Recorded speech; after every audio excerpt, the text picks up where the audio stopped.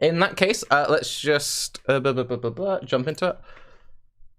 Hey guys, Tarke here, and I'm very happy to say that Preach is joining us today, alongside also Raiz and Nugiyen. Disappointment. Thanks a lot, Tarke. You're great. But Preach, for anyone who doesn't yet know who you are, do you mind just introducing yourself? Sure. I was a World of Warcraft content creator for 9 years and recently decided to stop covering that game. So it opened me up to a whole other bunch of stuff. And one of those things I tried out was Path of Exile. And now I'm here because I did a challenge. Can you play unguided? Or at least do the campaign. That was the challenge start. I've gone past that now. I'm like I'm invested. But that is it. What tier of maps are you up to now? 3. Yes, 3. Oh, Although damn. that varies a lot because I don't know what anything does, right?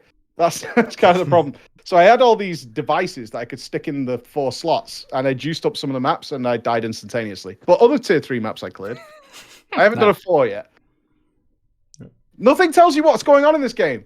Nothing. Sure. It's just like, hey, this makes in the map box. You're like, okay, I guess so. And then you put it in, and it doesn't tell you what it did or if it did anything at all. And then I was fighting something called Elders. That was pretty spooky because they created these big portals and things. And I don't know what any of these little cogwheels do that I was adding in. I have no idea, but I assume it's beneficial. Yeah. Right? Cogwheels? Are we talking sextants? They were things that said like, in the dusk, it will rise. And then there was another one that was like in the... yeah. Yeah, there's no tooltip. There's no indication of what it does. Nothing changes on the map description when you put them in. So I used them though. That was helpful. Yep. And also, just for this interview and watch this on Twitch later on YouTube, we're going to try and continue through without spoiling things. So just enjoy us talking around certain topics. Yes. So how long ago did you actually start playing PoE? How many days has it been now? 4, I think. 4 stream days. Yeah, it was a completely random decision. We were talking about it in stream while I was doing a pre-release for King's Bounty 2. And we just talking about PoE. And I was like, it really annoys me because PoE is that game that came out. And if you were into ARPGs, you lost your mind. All I heard all the time was, it's so much better than Diablo 3. This is the game you have to be playing.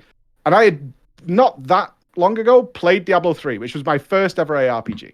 That was the first one I ever did, and I did not enjoy it at all. I played through the first campaign, which when the game came out in vanilla, you had to do the easiest and then 3 more times before you could get to like the end game. So I played through the first campaign, was kind of enjoying myself, playing with my friends. It was like a 4-player team. And then we killed Diablo, and then immediately got teleported back to that town, the starting town. And I was so confused because nobody had told me about this. So I was like, what's happening now? And they're like, oh, we have to play through the campaign again 3 more times before we can start doing other stuff. And I just uninstalled it immediately. I was like, this is terrible. I don't want to do this at all. So that was my only ARPG experience. But I keep seeing videos of Quinn dying or whatever and raging, which get everywhere. And in my Discord, every time I was playing World of Warcraft, after the raid was finished, the guys were like, let's go play PoE. The new league's starting, the new season's starting. Let's dive into PoE. And I was like, oh, can I join in? And they're like, well, do you have the KFC, WTF, barbecue, AT&T build? Yeah. And I was like, well, have fun, guys. I'll see you later. And it was just one of those games that you just felt like if you didn't play from the start, you just couldn't jump into. And then my streamers immediately saying, well, you need a guide. You have to do X and Y before you even start playing the game. And I hate that. So I like doing a challenge. So I was like, can you do it without, and then we did it the very next day. That was the only reason we played, was off the back of a conversation. That was it. That's fair. So now that you're in maps, what was the main point where you were kind of like, okay, yeah, maybe I could have used a guide? Because I really like the fact that you went in blind, and you going in blind has been some of the most entertaining Path of Exile content. But from when I've watched your streams, there's been a few times of like, maybe I need a guide now. From the start, I would never have done this normally. Like the way I did this playthrough of the campaign was dumb for the most part. Like there's nothing wrong in checking, what's good and what's not. There's nothing wrong with that, especially when you have so many choices. Because PoE, that talent tree, the actual talent screen, has been used by so many PoE players to like shit on other people, right? If you want to like people are like, oh, this is cool talent tree. Well, have you seen PoE's talent tree, mate? And then they're like, stick it in your face. And you're like, yeah, it's kind of intimidating. But then when you actually get into it, it's not that bad. But I would have absolutely checked some things, like the power charges and things like that. I don't know what they are. And it took me an unreasonable amount of time to find them. The game does tell you, but it's really buried in the help menu under a glossary of charges. I would have just Googled that, right? I absolutely would have just, what is this? Rage. I don't know what rage is still to this day. I have all these talents that tell you, you consume rage or you build rage. Well, I don't really know how that is. And without putting talents and stuff into it, I would be just testing things out. And yesterday, or today actually, I found out you can't even respec in the game, right? Like a full respec. Unless that's something much later. You can respawn passive points. But once you've gone very deep into a tree, respecking that seems really hard. And if I'd known that, I would absolutely have Googled a build, because that's a huge amount of work to try and undo what you've already done. So yeah, I wouldn't have played it this way normally. I did it for the challenge and for the fun of it. I'm glad I did, though. The mystery was fantastic. And still is to this day. Like, it's been amazing.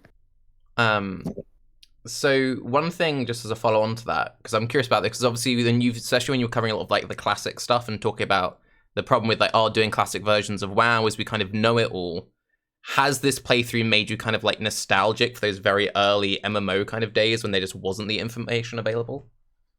Nostalgic. I'm not nostalgic for it because I still found it today, right? That's the thing. There's a very good argument to be made that once you know too much about a game, which you absolutely can do. Like, I know way too much about World of Warcraft to the point where really minor things frustrate the hell out of me, because they have, for me, who can cover all the basics without even thinking, this very minor thing ruins my day.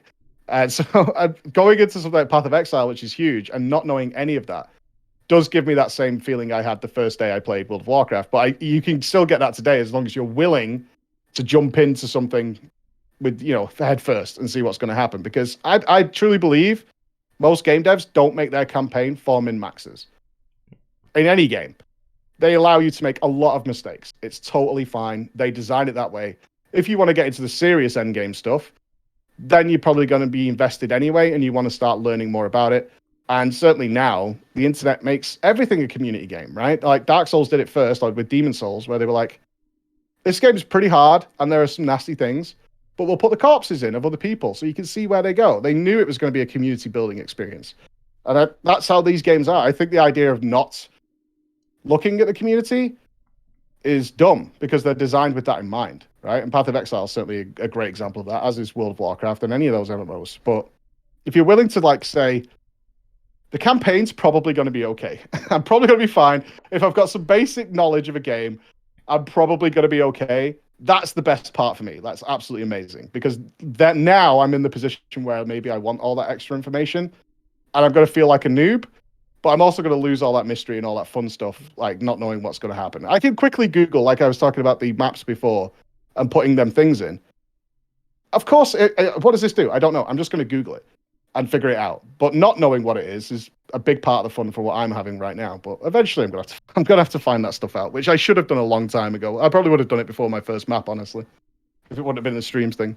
I mean, at a certain point, you just kind of realize that with PoE, you just can't know everything anyway. So I feel like the big advantage of your playthrough was the fact that you didn't overwhelm yourself with information, because that happens a lot for PoE players. And in general, probably you've heard this feedback a lot that PoE is way too hard. You're going to hit a brick wall. There's no way that you can do this or do that. And you've been doing it okay from what I've seen so far.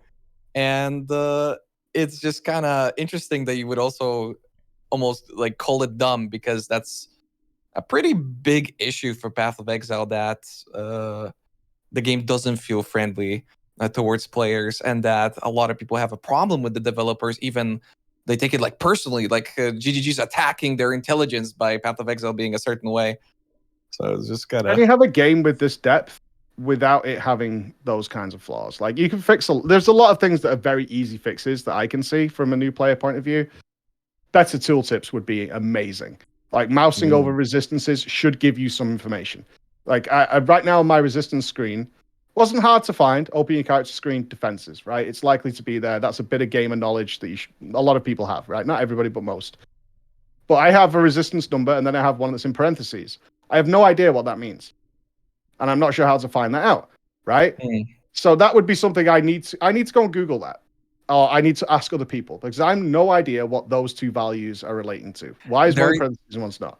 There are so many things in Path of Exile that we as players take for granted, but you would, even when Googling, you wouldn't be able to like figure them out. I don't know. Like for instance, do you really enjoy applying quality to your armor one by one? It's really fun, huh? It would be great to have that as a quality of life. I figured, since my answer to that is I had some weird interactions with that, and I found out it's based on the rarity of the item. So first of all, I couldn't automatically figure out how you applied it quickly, which was very annoying. I was like shift clicking, alt clicking, control clicking, until eventually it was like it's right click then shift click. I was like, okay, but like, yeah, I got it eventually. I got it when I bought one of the stashes because I was like, there's no way they've built this fancy UI and not made a quick way of doing this. And it was bothering me because I knew there was a way, but I couldn't find the button combination to get it right. But it kept randomly upgrading. Sometimes it would upgrade like 2%, sometimes it would upgrade like 5%. So I figured that's why they made it individual in order to do that. But they created a quick way of doing it if you were doing 1%. So it was based. I eventually, because I was toying with the crafting system. I'm sorry to anybody I hurt those days. Where I was just sciencing. I had all these resources, so I was like, I don't really care if I lose a Varlob. I don't care. I have got like 7 or 8 of them. I'm not bothered if I lose it. But I know people would be like, why would you do that? But I was just sciencing. I was just messing around. And that's how I figured that stuff out. Because I was like, oh, okay. So sometimes if it's a lower rarity, the quality goes up quicker. Then you can upgrade it afterwards. I don't know why they have that order of operations. It feels really unnecessary to have any sort of weird order of operations for stuff like that. Like, what's the point? It's outdated, basically. It used to not work like that because certain items would remove that property. And so, yeah. A lot of the systems are something that existed for a long time. And even the shift clicking that you managed to figure out, that actually wasn't the case for many years. Like, we went on like 2 or 3 years without like shift clicking at all. It makes sense to me that because you got the stack split, right? It tells you in the tooltip that you can split the stack. So it's like, okay, so I want 20 quality. So I'll just drag it to 20 and then put it on the item. That would have made some sense to me. That's something I tried like 4 or 5 times as if I was being an idiot. And it was like, I can't work it out. So I'm just going to right click, left click, right click, and get it done. I did eventually figure it out. But you're right. Those silly things, it didn't tell me anywhere to do it that way. It was a case of, oh, what experience do I have with keyboards? Because I know that Reddit, I found out Reddit thought I was lying about it being a blind playthrough, or somebody on Reddit, because I figured out shift click, shift right click, moved things between boxes. And I was like, that's been a staple of like games that I've played for like 20 years. I don't know what to tell you, man. That's not a thing. But I tried every button combination I could think of to get that working, and it didn't work, and it was frustrating as hell. Because I in my mind I was like, there must be a quick way of doing this. This makes no sense that you go, because they're nearly always 0, right? You get lucky if there's one that's got more quality. I actually don't really know what quality does other than just slightly improve the stats that are already there. I think that's what it does. That's all I can see. Yeah. It's a hard conversation to have without spoiling it. I have to say, while we are laughing at you, it has been great watching you. And I was in your stream when you worked out the right click thing, and you should have seen how chappy what a chat was. And they're like, yes, he's got it. But there's a really interesting discussion there on that whole thing of like acquired game knowledge. I was having this conversation with a friend of mine who she's only recently gotten into gaming. And that's something she struggled with a lot, that a lot of games kind of take for granted that people have been taught this is how you do certain things over the last 10 or 15 years. And it is kind of interesting how with PoE you kind of have, okay, we have half the tooltips and the other stuff just isn't there. And like, well, where do you actually work the stuff out?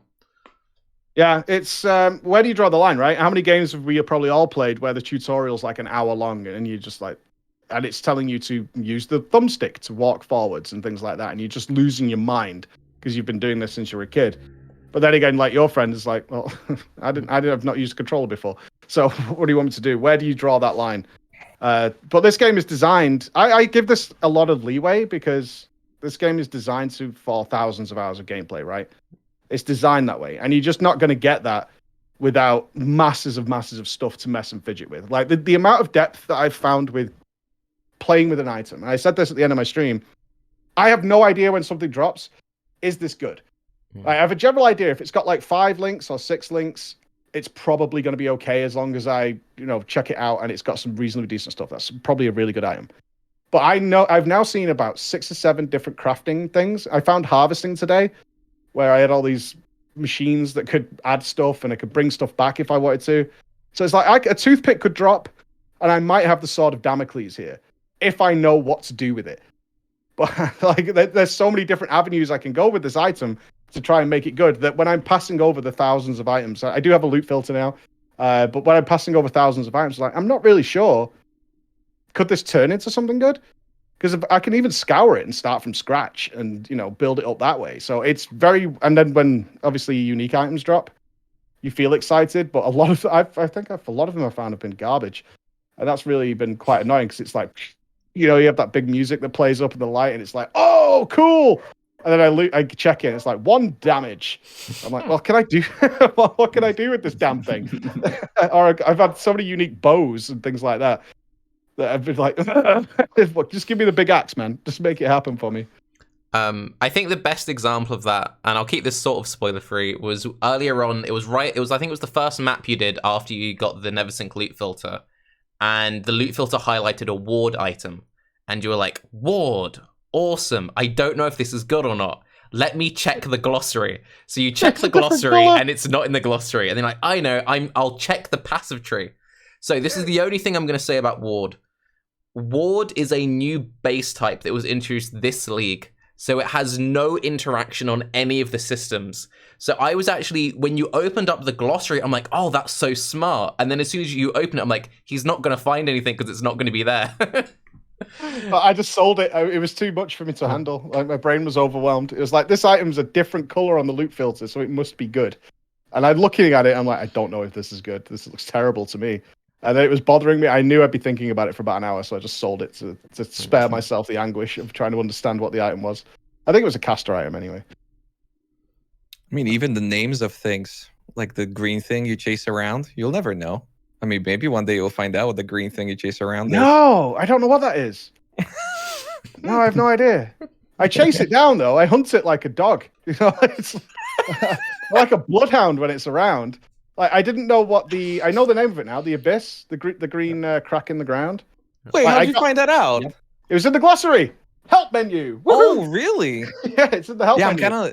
I'm frantically looking through it right now because I'll be honest, this might be the very first time I've ever opened this thing, as they did like eventually kind of made it to help people out. But yeah, I've never actually seen people use it. I used it today for the first time, and because I was desperate to find out what charges were, because there's been a lot of talents in the game that I haven't taken because I have no idea what they do. So I did this. I said this in the first video when I was explaining my thought process going into it. I've heavily leaned on really basic game knowledge: two-handed axe, critical strike, strength, attack speed. Typically pretty good with those kinds of things. So I've leaned to those obvious things. Does 25% more damage. I can understand that. But then I've seen things like endurance charges, no idea what they are. Power charges, there's frenzy charges I got because it came with flicker. So then I got to play with it, and there's like, that makes sense to me. But I've gotten to talents which are like, increases your rage by 10. I don't have any rage, and I haven't seen an ability yet that allows me to have rage. So I'm just going to walk by and like leave that alone because I don't know what it is. Or I've taken it. In fact, I took the rage talents thinking that would give me rage because it was increasing my rage. I was like, okay, that'll give me rage. And then nothing happened. And I was like, okay, well, that's a waste of talents. You do have that one skill, Berserk. Did you get to use it?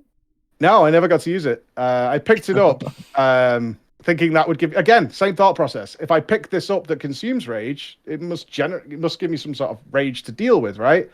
But that didn't happen. I just had this spell that was grayed out all the time. So I was like, well, okay, I'll just leave that alone and move on. So I think that's been a reasonably negative experience out of the millions of positives that I've had, is just some stuff I've tried and I've even invested in it. And I still don't know what it does. So I've just moved and kind of left it for a later date. And it will come to a Googling to like work out what he goes with this. And I know that Bloodlust goes with Rage.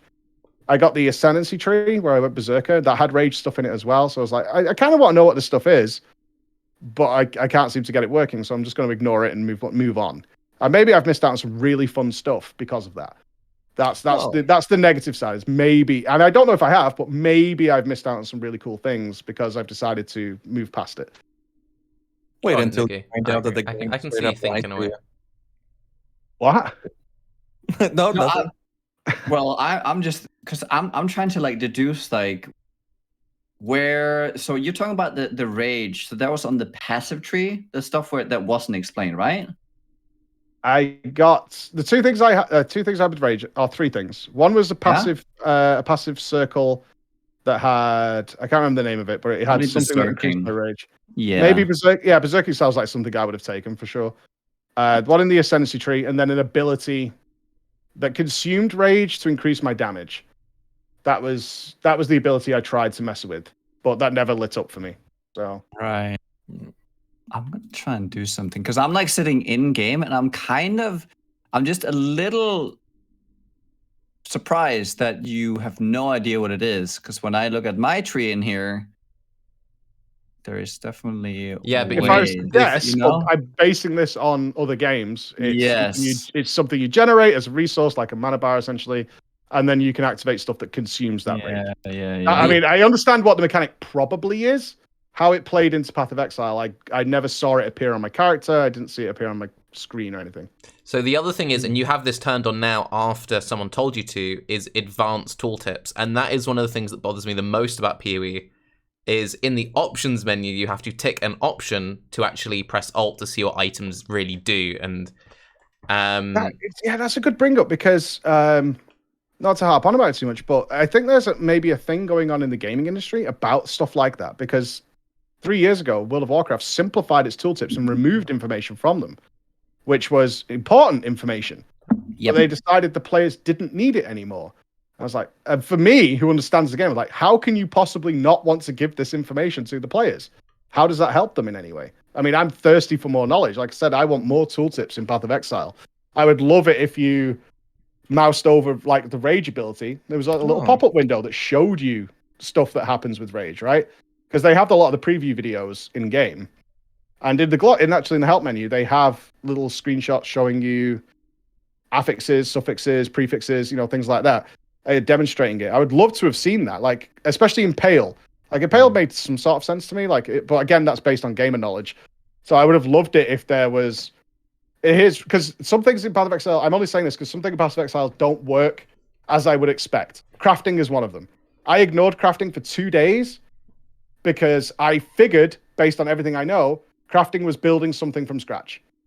Like taking all the raw materials and building a brand new chest. It turned out to be more close to what I would call enchanting, where you can add statistics and add modifiers to gear. And I was like, oh, I've been missing out on this for the last 2 days because for me, crafting was building something up from brand new, like taking a grey item and then turning it into something fantastic, which you can do, but you can also modify high-level items, right? If they don't have good prefix or suffix. And I'd ignored that completely based on that supposition because it's called crafting. That's an interesting thing. So you did interact with Rog, who kind of you can handle his items in a certain way, not so much I don't know, clicking a chaos or excuse me, the smiley face. Smiley face. Terrifying experience, that Rog guy, by the way. Yeah. But what do you think between those two systems? Like, is Rog something that you would consider building up an item from the start, or does it make sense to you as a player? It makes sense to me now. Now I've done like 2 of them. It totally makes sense to me what it is. I actually love that system. As a fresh player, it might get super frustrating later down the line because there's that difference when you're endgame. But when I hit a wall, like I was dying all the time and my damage was bad, I fell back heavily on Rog, and I forget her name, begins with G, gambling and messing with items to just overall upgrade my character.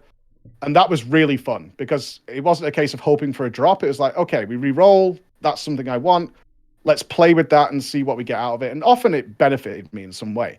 So that was kind of a fun break from the action where I was still doing gaming. I wasn't listening to the ridiculously long dialogue that's in the game, which I really hope they fix at some point. I was just like, okay, I need a new necklace or a ring. cool, I'm going to go play around with ROG. And I found that really enjoyable. Especially, I got lucky, I think, by my ignorance, that I built up so many resources that I could afford to lose a lot while messing around with it, which is the important part I found doing it blind, is I built up enough stuff that I could afford to waste. Like I said about Varlobs, I don't know what all the individual things are, like the pictures of cups and things like that. I was like, whatever, I've got 500 cups. I could afford to lose 30 of them on this. But that was really fun. And re-rolling is a fun experience because it's an important choice, because you might have something really good there, but it could be better. And that's the Path of Exile way, right? It's good. Could be better, though, if I press this button. Or I could lose absolutely everything, which I did. I definitely tanked a few items, like messing around with it. But that was an enjoyable experience as well, because it didn't upset me in any way. It was fun. It was really fun to get good stuff. So also, just to clarify for people, you are playing... Well, I don't even know if you know that. You're playing a certain league in which you can do certain things with other players. He's talking. I think we can say the word trade. You're not trading with people. Yeah, playing. No. And that was one of the things that I was going to say. I think the fact you're not trading has been one of the great things about learning, because one of the big issues that I have is I'll have viewers who come to me who they've never experimented with crafting, because they've worked out that if I have 5 smiley orbs, I can buy the item I want. And because they have that knowledge, they've never engaged with it. So that like initial intimidation you had with crafting for the first few days, these people have carried for years. And it can be really difficult to break that once people have established, once I've got this currency, I can just buy the thing I want. And that's something that for the last few leagues in particular, the developers have been really struggling with, because they've been introducing new systems. And there's this constant like back and forth of like, well, what's the right amount of crafting? What's too much? And this whole, it's a very awkward thing we're in. So it's been very interesting seeing how you've approached it, being completely blind. Yeah, I've never been afraid, and I know you're absolutely right on what. I have no doubt you've had that problem, because even though I couldn't see my audience, when I was doing that stuff, I had to sort of preface what I was doing, saying, "I don't care if this fails.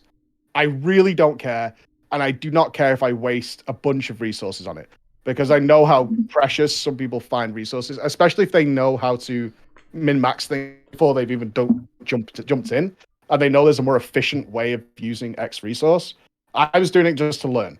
So that gave me that freedom to be like, I'm really not interested. If I have one Regal Orb, for example, which I had, I don't really get what it does. It's going to change it to magic, but what kind of different stats is that going to give me? I'm not sure until I press the button, really.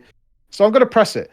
But I know some people probably covet those items, or I'm guessing they're relatively rare because I only got one compared to like hundreds of other things. So I don't care. Like, there'll be more down the line, right? There's always going to be more. You can haggle for them. You can do that kind of thing. So I had that freedom to mess around with it. The only reason I ignored crafting is because I didn't know what it was. I just assumed I would have to sit there and build items, and not really knowing what the floor or ceiling is with items. It was like, well, I'm not going to bother with that. I'll just wait for some stuff to drop. Go on. Would you prefer for that to be available in the game? Like, if you were to click a Regal Orb, these are the possible options that you have for something like that? I mean, that'd be nice. I never say no to more information, right? Like, it's an option to have if people want it. It's something I've always pushed for in any game that I've done critique on. If I don't know what this is after my history of playing. Now, I will admit I intentionally didn't look at a lot of information the game was giving me, more because it's really long-winded when they try and give you information. Like I mentioned in the story, it's like when it tries to give you information, it's very droll, and you're like, okay. So I kind of just skipped past it, which is my own fault. The knowledge is there. Like I didn't realize the linked gems, right? That was the first thing I'm sure people were insane over, is I didn't know that how support gems worked at first via the links. I thought they were linking skills and things like that or whatever. But when I figured that out, there was a tooltip that told me what to do there. But a little animation that catches your eye rather than, because a lot of windows pop up in Path of Exile, right? You mouse over an item. It's a big box, right? It's a sizable box of information, and you're seeing it all the time, right? You're mousing over items, you're seeing all this information all the time. And it's a lot to take in, especially when, even from the beginning of the game, there's thousands of items dropping all the time, right? And lots of skill gems. I mean, I banked all my skill gems. I only today decided to stop doing that because I didn't know if they dropped again. I had no idea. I didn't know that Lily would just sell them to me if I needed them, and so it kept giving me them, and they're massive, right? Some of the Val ones are like 20 lines of text, and you're like, that's where it gets a little intimidating if you don't know what you're looking for, because you want to drink it all in, but it's a lot. It is a hell of a lot. I that's don't kind of know if why they. Oh, go on, Raiz. Sorry. It was just why I was asking, because there's so much information being thrown at you constantly that I feel like maybe the tooltip decision or not having mods available in an item being displayed is due to something like that. For instance, were you surprised when you got through the lab and suddenly you saw another 3 classes that you could choose from? Didn't see that coming, did you? No, I didn't. I had no idea. I was like, ooh, I was so excited. Yeah, that was really cool. I don't. Is that an expansion thing, or was that in from the start? It was something Yes, they it was. added like 4 or 5 years ago or something. So Yeah, it was a that was big super expansion. cool. Oh. Yeah, that was awesome. That was really good. That's the mystery I love. Not knowing that's coming. That's the stuff that I really enjoy. Speaking of the lab, like that was the best experience I had in the entire thing so far, which was the Merc Labs. That was incredible, and it was only purely down to my character being crap, and I'm aware of that. But that didn't matter. Like, I found a challenge that was beatable, and for me, that's the best thing in any video game. Like a really hard challenge, but it's beatable, and I know it's beatable. That's me gonna smash my head into it, and that was easily the best experience I had. Which is why Katava, that's the right name, right? Yeah. Was so disappointing to me. One, I'd seen the boss before, and at that point, I smashed it to pieces, and it was like, oh. Yesterday we had this thing in the labs, which was awesome. It was super hard. I was getting crushed. It was 17 tries, was it, to get it down? I think. See, I think that's wrong, right? Because there was a. I mean, some of those don't count because I died straight away.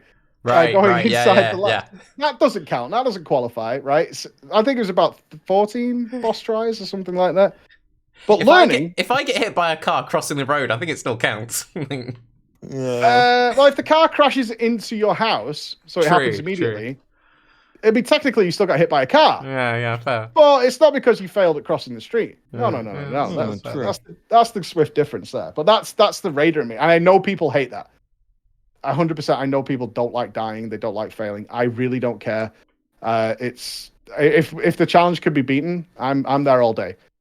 Like I will do that all day. That's a personal thing, and I know a lot of people like just go and get. I figured it was probably either armor or health I was missing. One of the two. Just go and get more, lol. And then just come back in and just beat it. But, like, I'm a stubborn idiot that way. Like, I was enjoying it. No, because your approach is very interesting in the way that you were describing earlier, where you're just like, oh, I'm going to kill the thing before it kills me. Do you feel like that's been working out for you? Or now you kind of needed to get a little bit more defenses at least? Do you feel bad about that? Do you think it should be in a way where you can just damage through the game and not worry? Oh, no, I'm wrong. I'm not saying that. No, I am. I know I am. I have enough experience to know that I'm wrong on this, but I have a thing, and I've had it for a very long time when it comes to games. Is it avoidable? Then I don't really need defenses, so we can go ham more, right? So if I could dodge it, then we can dodge it, and we can just play better, right? That's where it comes from inside me, and I know that it's dumb. Why do you think that that's wrong then for Path of Exile? Because the game's not designed for that. It's not designed that way. Like it seems to me it's just not designed that way. I mean, things can shoot you off screen without you even know they're coming. You're supposed to be able to be somewhat resilient.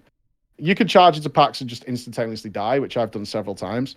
It's obviously the game is trying to send you a message. You should be a bit more resilient by this point, because we've given you hundreds of damage talents, but there's also a lot of defensive talents as well. And the trick is to it's a puzzle, right? The puzzle can't just be one side, because otherwise, where's the challenge in the game? Like, where's the fun? And maybe that's where I disassociate from a lot of ARPG players. But if the game is me just charging through a map, endlessly slaughtering everything in one hit and taking no damage, that's not fun for me as a player.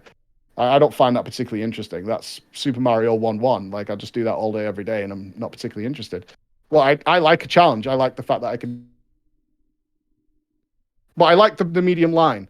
When my health starts dropping really low and I'm having to leap around and avoid things and care, that's me enjoying my gameplay. Like I'm having fun there. I can't just go in and go flicker through the whole map. Like that's why I found flicker so fun, because it went and went and went. But at some point it was going to kill you. Like, but how many times are you going to? When are you going to stop pressing the button? Well, right? but When are you going to do that? that's the thing, though. Didn't it? Like you're saying, flicker felt good. Really, like blasting through felt great. Didn't it feel bad when the game essentially you felt forced into picking up defenses and taking care of all these aspects that you wouldn't really want to care about? No, because I was being super greedy, and I know I am. Okay. No, I know 100% I'm being extra greedy. If I'm clearing a whole map by just pressing right mouse button, which is what I had it on, and it's just spreading everything, it's really fun. But in the back of my mind, the extra fun is I should stop, but maybe I can go one more. But I should stop because I'm going to hit something which is going to destroy me. It's got to be here somewhere that needs me to care about what I'm doing and move around a little bit. I can imagine doing like 2 or 3 maps, flickering through the whole place and everything's dead and I collect all the loot. I'm probably having a laugh and enjoying myself. But it come back to when I played Cyclone. It's going to wear thin real quick. It's going to really start to wear thin that this is my entire gameplay now. And I'm improving my gear and my character to just do this faster. I'm going to drift away from the game really fast at that point. Unless I've got something that's going to at least give me some looking at the screen gameplay, then I'm personally not going to be interested at that point, for sure.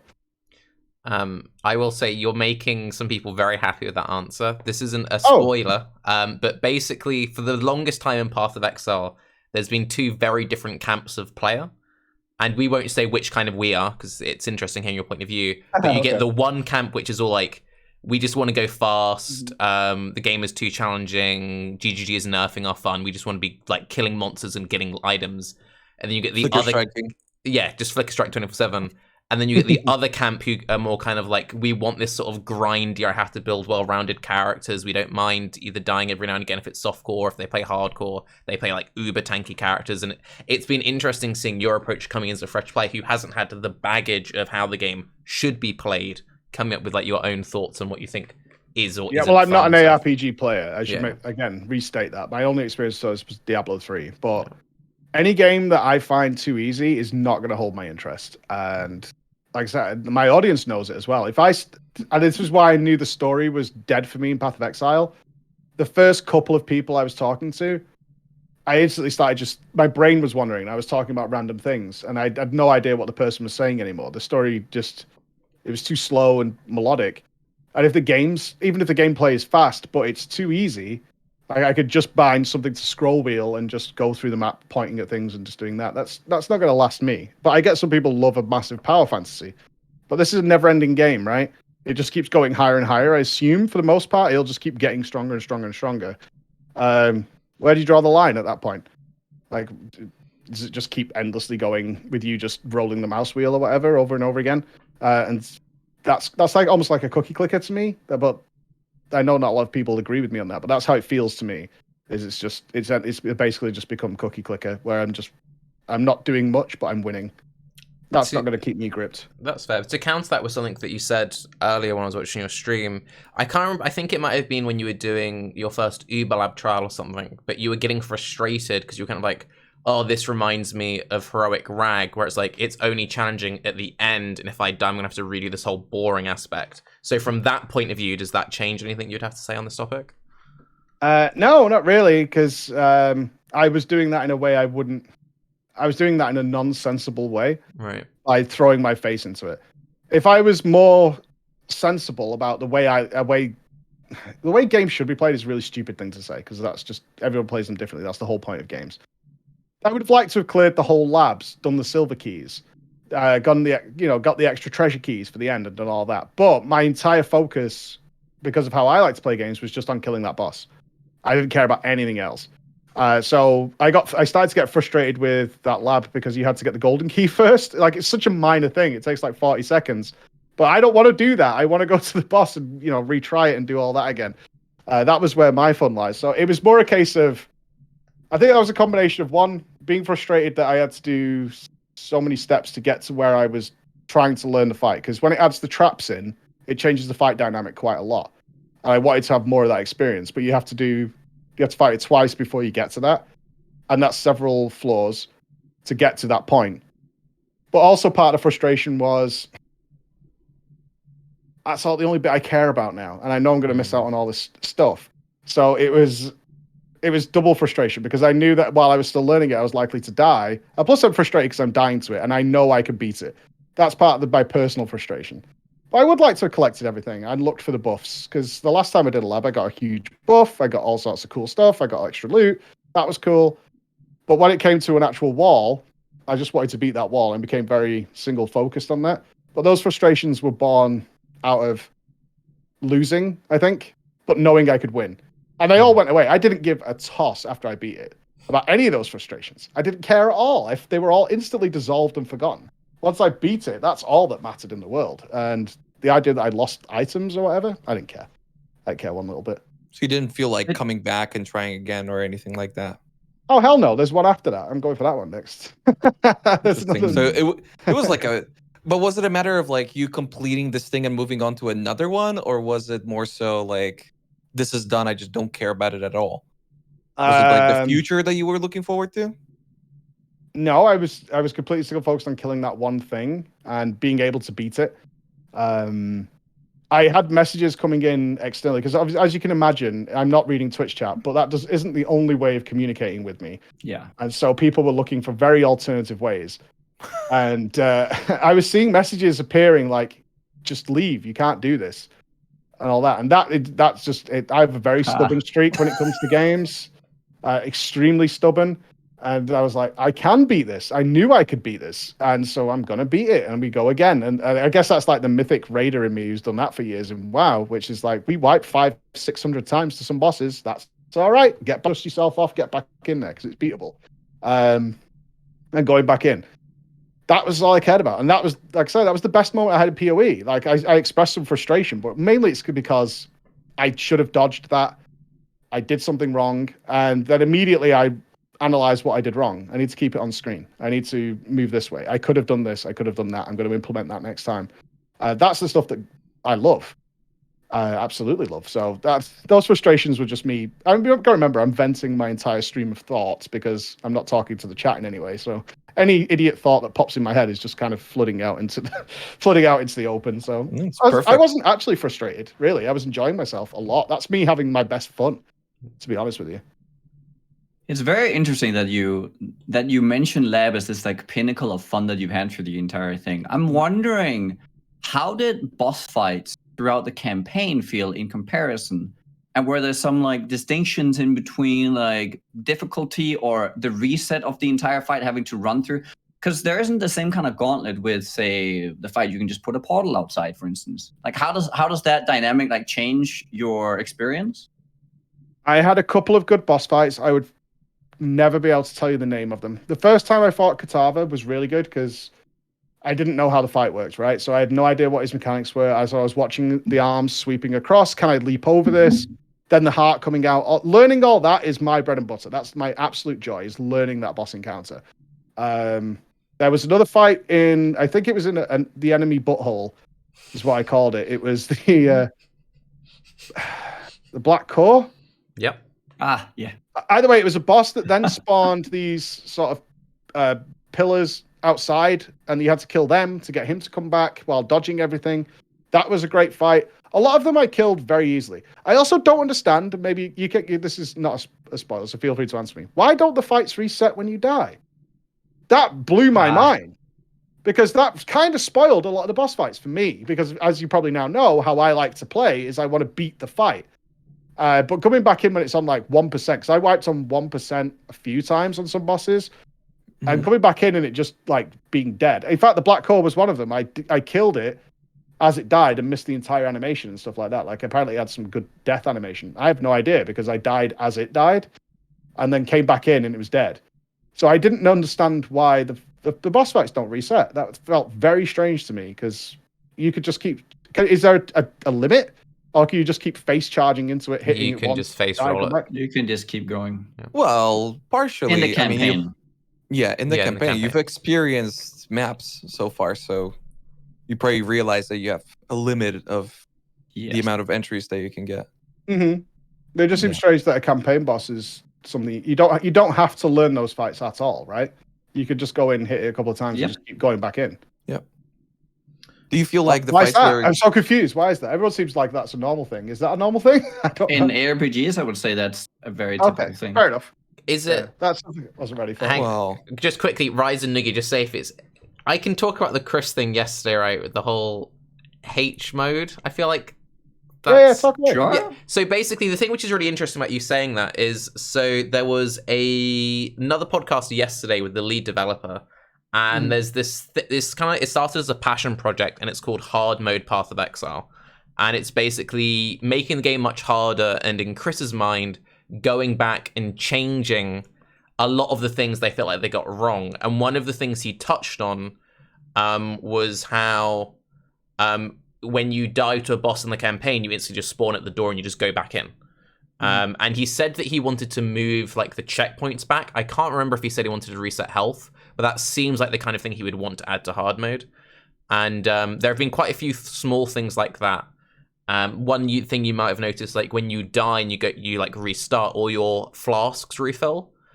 He said how originally he wanted an NPC in the town that you talk to, and he's like the refill your flask guy. But because they didn't bother to code that in once, so they just had it set reset as normal, they then felt like they couldn't add in that utility because it'd be removing quality of life from players. So it's quite interesting you've mentioned some of the things that Chris has specifically mentioned he wants to bring back in this like alternate game mode. I'd be fine with the flasks auto resetting if the boss health reset. Yeah. But from what I can understand, what my team has told me after the stream is a lot of people have died a hell of a lot to those fights. Like it's certainly in the campaign, a lot of people have, because apparently I was supposed to die a lot in Act 1. There's some guy on a beach that was supposed to eradicate me, and I one-shot him. I mean, I one-shot most of the bosses. There was a couple I died twice to, and then one or two I died a few times to, because I probably my resistances were garbage. Like, it was my fault. I could have played around it, right? Similar to the Shadow Labs. But I never felt like I beat some of those bosses. That's the feeling I missed, because I loved that. That's what I got from the labs. I beat that boss.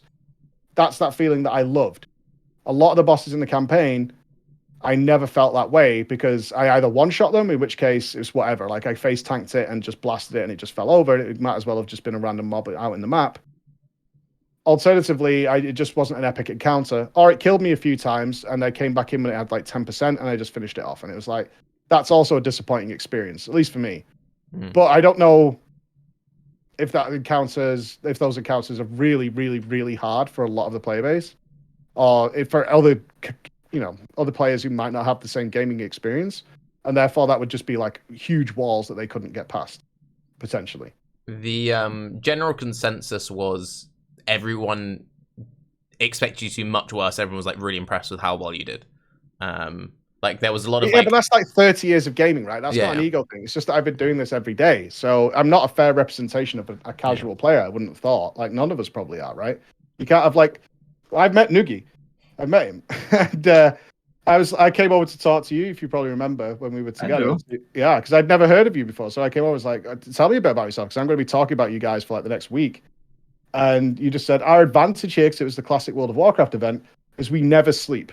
Like, you and Ziz were sat next to each other, and it's like, we don't know much about what we're going to be doing in World of Warcraft, but we're not going to sleep, and that's our advantage play. Yep. I was like, right. And you're like, yeah, we play Path of Exile. And that's what you said to me, is like, yeah, of course we don't sleep. We play Path of Exile. Like, it's not a fair representation of an average gamer, right? Like, none of us are.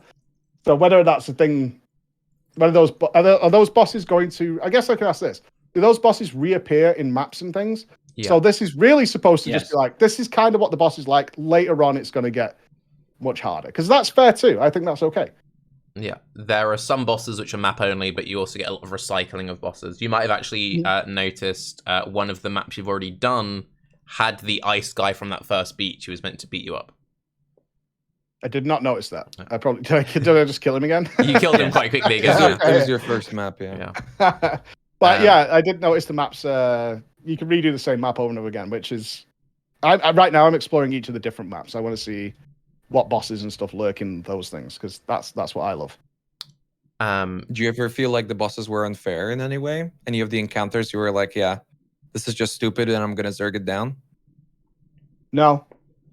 What I died to a couple things because I didn't see the telegraph, but for the most part, everything I saw was pretty well telegraphed. It was pretty clear to see. I think that's why I one-shot most of them, is I could tell very quickly. If an animation of a boss is like bringing his arm back and he's leaning towards, he's going to do a frontal thing, right? So you can move around to the side. If he's leaning back with his shield up, he's going to charge you. Things like that. Most of what I saw was pretty well telegraphed. I died once, weirdly, in the labs, but apparently there's a thing in PoE which exists in most games, which is if you're leaping, if you don't land, then the game still considers you where you were. And so you can die to things like that. Which it felt unfair at the time, but I watched the VOD back. I was like, oh, I didn't quite land, so I was still technically back there. But I knew I was still, the ability was still telegraphed. I could have avoided it a different way. I never really felt hard done by. No. Okay.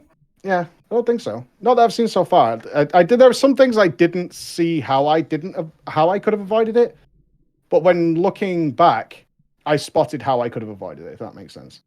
Yeah. So, It's just a lot of the questions that I'm asking you, I guess, are kind of leading in one direction or another. It's because of what Tarke has said, that there's multiple different groups of people playing Path of Exile. And it's just interesting to hear, because in reality, despite a lot of people making arguments for the development of the game around this idea of a new player, you rarely ever get to interact with somebody who's really a new player and who has this like fresh experience. And yeah, it's just very, very interesting, because many of the things that people judge PoE very critically by are things that you, in my opinion anyway, have been quite fair towards, like the telegraphs and whatnot, and you're able to see things anyway, because that's one of the big criticism for PoE, that it's just way too much of a clusterfuck. Well, that's what it looks like from an outsider. And this is what started this whole thing, right? Is I was watching we were talking about Path of Exile, and we brought up the Quinn dying montages.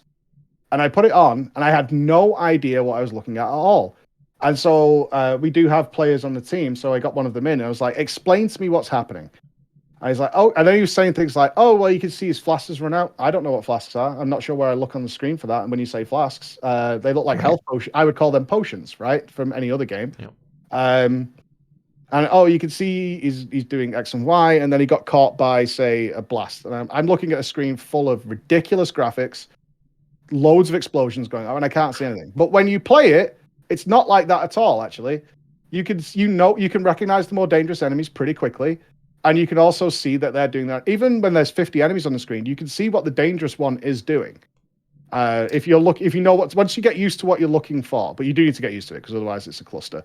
But once you get used to it, I mean, I could see it eventually. Unless I got one banged, I just charged in and died instantly. I could start to see what was doing what, who's cast. Like, let's say there's a load of frost icicles coming out of the sky, and I can't even see it. I'll then spot a guy in the distance who's got his hands in the air. He's doing this, right? He's not actually attacking me. It's like, oh, that's the guy. That's the one that's doing it. And now I can make sense of that. So even though it is a cluster, you start to recognize where the danger's coming from, because they have a lot of mob variety. But you recognize quickly where, like porcupines. I'm sure we all know them, or at least I do, because as soon as I hit them and they started exploding, I was terrified and it killed me. Next time I knew what to do though, and I recognized them straight away. Well, after like 4 or 5, let's be real here. It took you more than once to figure out what they do. I did drop a totem on them at once, thinking I thought a big brain play of ranged killing them, and then they still killed me. So another lesson learned. And most things you can move out the way of. The mobs do most of the time set a position and then start firing. Like, I got afraid of, I don't know what the name of the mob is, but the booby ladies that kind of waft at you and then they shoot pincers out at you. Yeah. Their official name is Titty Bitch. There you go. But they was really scary at first, until I realized, oh, they set a direction and you can leap over it or you can move to the side, and then they barely do anything at all. And they usually have relatively low health. So it's not a big deal. I didn't find anything I thought was really unfair. I did get charged off screen today in a map and instantly killed by something that wasn't even on the screen. It charged onto the screen and instantly killed me. That sucked, but I also recognized my defenses are absolutely toilet paper. And I should be able to counter that. That's the game telling me, like, this is where you're at now. You probably need to buff that up a little bit. That's how I interpret that, is the game's letting me know these mobs are around. They can literally charge you off screen and kill you because you're not taking care of your defenses well enough. And you need to think about that. You did say that the game feels quite fair in that way, however. So do you think that it's Is it a bad thing that most of the time you're not really taking damage and then suddenly there's this like large burst that just really annihilates you? I mean, you said you died instantly compared to usually probably not taking a whole lot of damage. No, again, it was like with the lab. I walked up to that boss and it killed me in one hit. I'm taking that information not as this mob is really unfair compared to everything else. I'm taking that as everything else in that game is designed to be fodder, to fill the screen, to give you the power fantasy, right? It's there to be literally carved to pieces. That's the only reason it exists. It's not scary. It's there to fill the screen and give you more loot chance drops, right? That's how they do it. So it's more rolls of the coin. That's all that is. The real ones you care about are these big ones, which are usually golden or there's something like that that indicates to you this is different. And those are the ones that can do that to you, that I've found anyway. And those are the ones that are really the actual difficulty meter of the game. That's how I'm interpreting it anyway, and I'm sure that's open to interpretation. But for me, it's if I'm struggling with the trash mobs, it's kind of like I almost feel like it's pretty fair. Like if I'm starting to struggle with the early trash fodder, I'm really behind on where I should be, which is why I then stopped, like I said earlier, and went to Rog and the other lady and started gambling and upgrading my gear because it was very clear I was falling behind and I needed to do something. The golden mobs and stuff one-shotting me, that I take that as the information of either one of your resists is really bad, and I open my screen and realize I've got negative chaos resist for some fucking reason. I have this. Or my health and armor is too low, and then I realized I was being melee to death, so it's my health and armor that's too low. It's not lightning or anything like that. I would love a deathlog though. Like God bless the deathlog in that game, because a lot of times I did not know what killed me, which was very frustrating. I don't know if when they hit me, are they doing cold damage, and that's what killed me. So the melee might have been 10, but the cold might have been 4,000 or something like that. I don't know what the breakdown is, because I assume the enemies can do multiples. You know, they could do elemental damage as well. So that was frustrating. Sometimes I had no idea. I could look at my resistances and be like, okay, I have full of everything. Why am I dying? So my only fallback then was health and armor. That's the only thing I could guess as to what the problem was. So that wasn't particularly clear at all. But most of the time, I found it pretty fair. Do you feel like armor's been doing a lot for you? I don't know. I have no idea, dude. Like, I wish I could tell you, but I have no idea. Well, it does say the percentage, right? Every time I've seen you look at your sheet and you go, oh, I had 20% physical mitigation. Now I have 25. It's going up, right? It's going up, but I don't know the number that I'm being hit by. Yeah. Right. I don't understand. Right. I don't know what that number is. Like, if I think of a death log of even the last 3 attacks that led to my death or something like that, and they've implemented that into World of Warcraft now, and it's super helpful for people because you might get hit by 6 things within a second, but it'll be like you hit with 10, 10, 10, 4,000, 10. That's what killed me. What was it? It was melee and lightning damage for X amount, right? And a very simple last 5 or 6 hits that happen to you, you can figure out very quickly what the issue is. I don't know how hard I'm being hit, like a number to apply that reduction to. So that's the thing. Am I reducing it by 3? I have no idea, Raiz. Am I reducing it by 300 or am I reducing it by 2? Like, how hard is this thing hitting me? It was like that Fortify buff I got. It was like, you take less damage. I'm like, great. Wait, but then how do you think that armor works? Is it just like a percentage reduction? I would assume that if an enemy swings at me for 100, and I have 36% damage mitigation, it reduces 36 of that damage. That's how I would assume it would. Okay.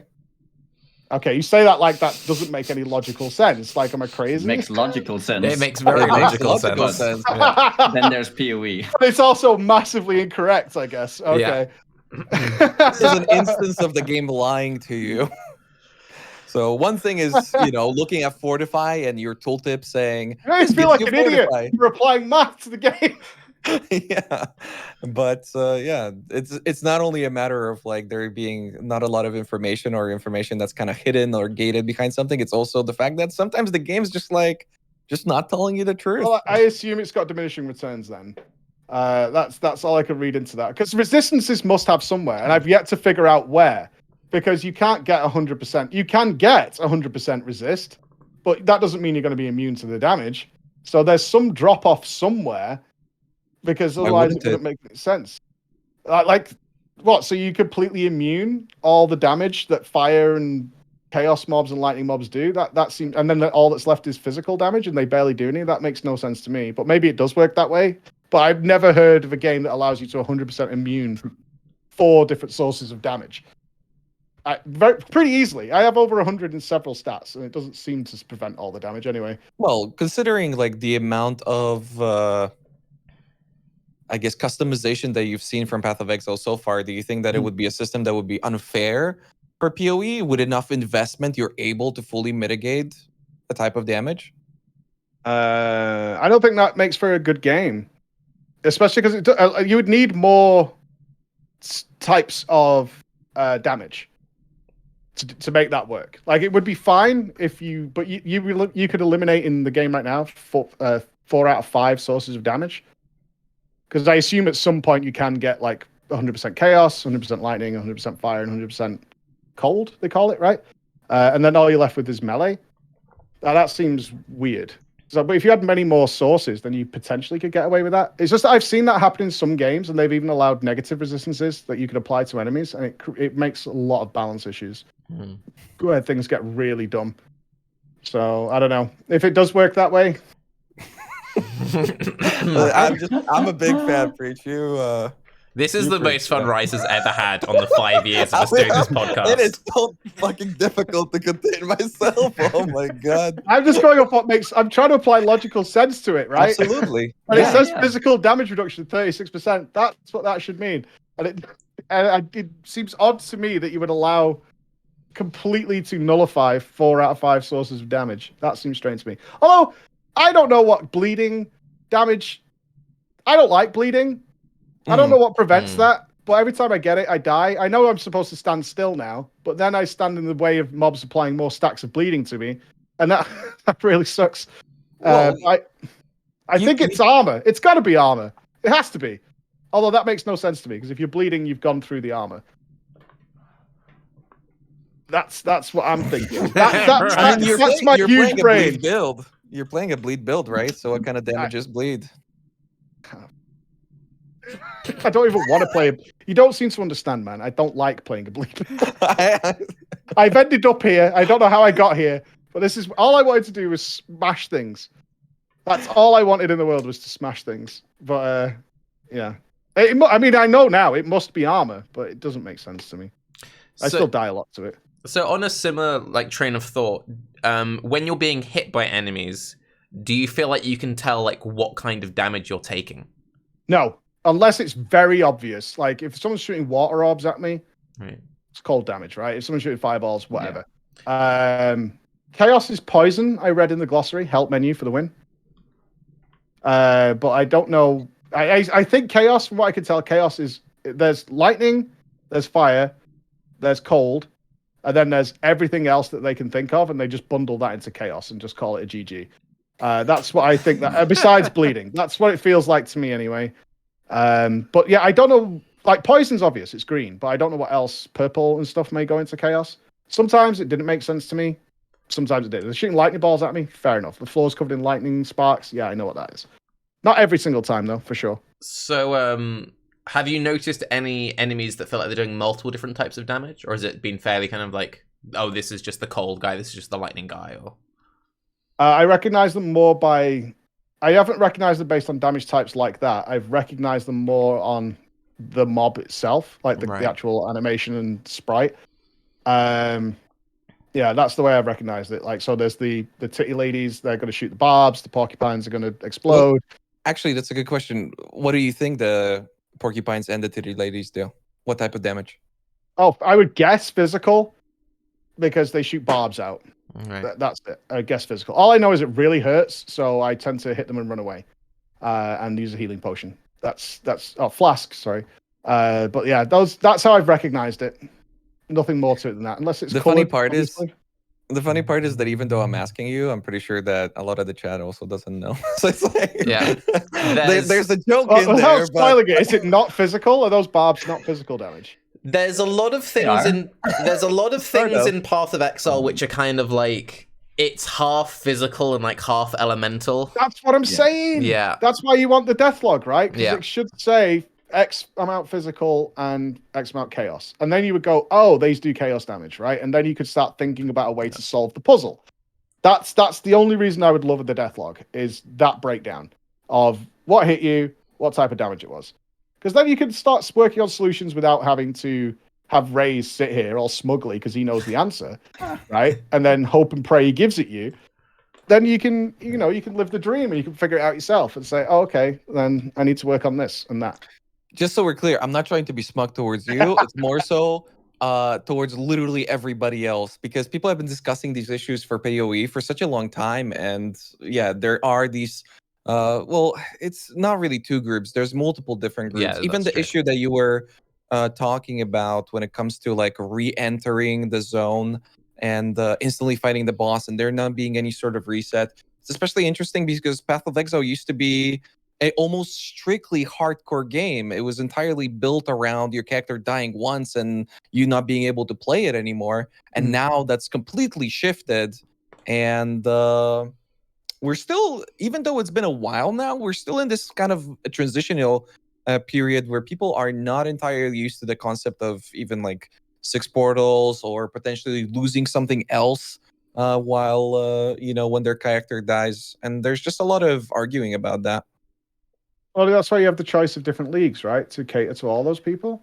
In theory, Hopefully. Yeah. So this shouldn't affect you at all. So this league in particular is actually, you've chosen one of the most interesting times to start playing PoE. So a big part of this league were the devs nerfing a lot of player power and making the game harder. And in fact, Act 1 was rebalanced to be harder, and they've said that for every league going forward, they're going to make the next act more and more challenging. So there's been this big shift at the moment where you've had people who used to play back in like 2013 when it first came out who liked it when it was super hardcore, like, yes, we're finally going back to a hardcore mode. And then they're complaining the game isn't hard enough yet. And then other people going, oh, you've made it too hard. There's been loads and loads of discussion. For context, in the last month, there have been 3 community podcasts because everything's been on fire. Like, they've lost 30% of their player base. And there's this huge thing of like, oh my God, is GGG out of touch with the players? So it's been very... I've been through something similar recently. Yeah. I thought you would find that quite interesting. So it's been very interesting for us because, we do a lot for the podcast. We get lucky enough to interview devs. That we now have someone. Yeah, that's the question I want to ask you later. But see, because this is the thing, I'm sure you can probably relate to this. Because you've done things where you try and go in blind with WoW, with like having alt accounts and whatever. And people always say like, the thing is Tarke, or the thing is Raiz, or the thing is Nugiyen, is like you're so out of touch because you never bring on a completely new player to the podcast. And it's like, well, it's quite difficult for us to find someone who's completely new, who is aware of us, to contact us, to come on the podcast, so we can bring them on the podcast. So then we have the opportunity to have someone who's articulate with games, who is fresh. Yes, you do have a lot of baggage because you've played basically professionally for the last however many years. It's been very refreshing having this opportunity. So again, massive thanks for coming on. Oh, well, ask anything you want, because obviously I'm going to learn more and more, and that's going to drift away as time goes on.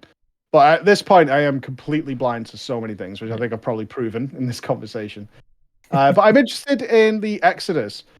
Is that Exodus because is it both it's too hard and too easy, or is it heavily leaning towards one or the other? So of the players, right? Yes.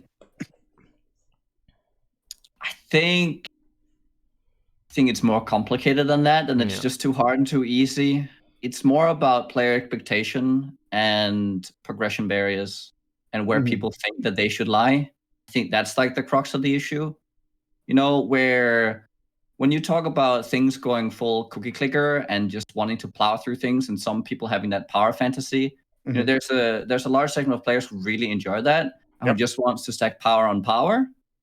Whereas GDD has then shown, well, they're not really happy with that because they don't feel like they have an interesting game to design around just stacking power on power, because then, well, how can we make interesting mechanics when people just blow them away? Yep. So there's this like whole tug of war going on right now, and it's very contentious. Like, how is do it we a case? I've got a few questions about this. This is my nerd brain kicking in. Is it a case of people want to be able to endlessly go forward with maps and things like that, while still maintaining that power fantasy, rather than do? I know that if I do, say, even now, I'm only doing tier 3 maps, right? That's what I started today. But if I go to a tier 1, it feels like butter, and I feel like a knife going through it. I do get that power fantasy in there where I really don't have to care and I can smash through things. But is it a case of we want both? I want to be able to do the highest maps, and I want to be able to smash them to pieces as well. Well, I think that the game has taught them that is what we've where we're at, right? So the game has kind of turned into that over quite a long time, and a lot of the rewards have also been layered at the end of the journey. Mm-hmm. So a lot of players feel if they do not reach the end of the journey, they don't get to get their cake. Yep. Okay, that makes sense to me. So to give you a pretty concrete example, the harvest thing that you did earlier today, and you went in and you saw the crafting options, that was introduced, I think it was about a year, maybe slightly less ago now, and it came in a much more powerful state. And Chris even said when he introduced it, this is going to break the game, and it was a test of super accessible, super deterministic crafting. If you had the experience and the time, you could basically make perfect items quite easily. It took a long time and it took a commitment. You couldn't click your fingers, but you could do it. And there were a lot of people who said you should never be able to do that. And that was even a big disagreement we used to have on the podcast, because I was very anti the system completely, whereas other people on the podcast were quite pro it. So even just with us, we were disagreeing on this point. And then it was removed from the game. It then came back slightly weaker, but people were kind of like, okay, we're kind of happy with it. And then GG said, no, it's still too strong. And then they nerfed it again.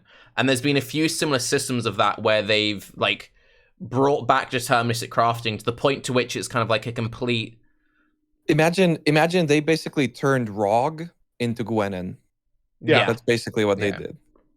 So you've got a few issues there, right? You can see why the divide's happening. On the one hand, I mean, again, I'm an outsider to ARPG, so forgive me my ignorance a bit. I would say it feels strange to be able to do a crafting system that gives you deterministic best in slot items, because that feels like a natural endpoint almost for the game without having to just change the build completely. Because you're now there's no getting better. There's nothing else to almost play for in the game. You're kind of done, and it's done in a sort of deterministic way, where you walk this one path. Because one of the most exciting things, to give some context to what I'm saying, that I'm doing in the next couple of days is I don't know what the temple stuff is. I don't know much more about the heists. I don't know about the maps much. I've done 4 or 5 of them today, and I want to explore all these things. Now, I do know that eventually I'm going to be like, this is inefficient, this is more efficient, and I'm going to start zeroing in on probably the most efficient path, because we all do as gamers. But right now, I want to explore them all. It feels like that system is like, oh yeah, there's all this, but if you're not doing this, you're a moron, because this gets you the absolute best thing. And that's it. That's your game going forward, is just to do this, because that's definitely the best. And it also very quickly concludes the game for you, right? That feels like something I imagine the developers of this game do not want to have happen at all. But there's also a huge satisfaction for a lot of players of being best in slot. I've done it, right? Thumbs up. I've made it. I'll make another character and I'll keep going. And they will still have their endless gaming loop, because they'll just do it on another character and another character and another character, and they'll just have a whole array of best in slot characters. And that'll be their game. But if you want to keep pushing your own character, that really kills the game for you, right? In a very big way. Like, the game's almost dead from your perspective if you look at it that way, which I could totally see why they don't want that to have happen. That's a big part of the argument as well, because it's a matter of who the game is really designed for. Because for you or for us, and I'm trying to not show my bias here, we're allowed to kind of we'll play for a living essentially. So us spending 10 hours, getting to maps or whatever, or 20, 30 hours, it's not that big of a deal. But for the average player, or for somebody who's a lot more casual, can maybe only put in even 10 hours a week, would be a lot for them. These are 3-month cycles that these leagues go on, and many people find that they just don't have the time to really do all the things that they want to do. So then they have to skip a lot of the content, the stuff that you're kind of building up. You're kind of building up a base of knowledge. They're having to jump past that as much as possible to even get to the state of the game where they can interact with the end game systems. And that's big part of that. So when you're saying that, then I'm sorry, I'm asking you guys now. No, it's great. Go for it. What is introduced in a 3-month cycle? That's that leap. Are we talking? Because I don't know when that temple came in. I don't know when that mine came in. I don't know when any of those came in.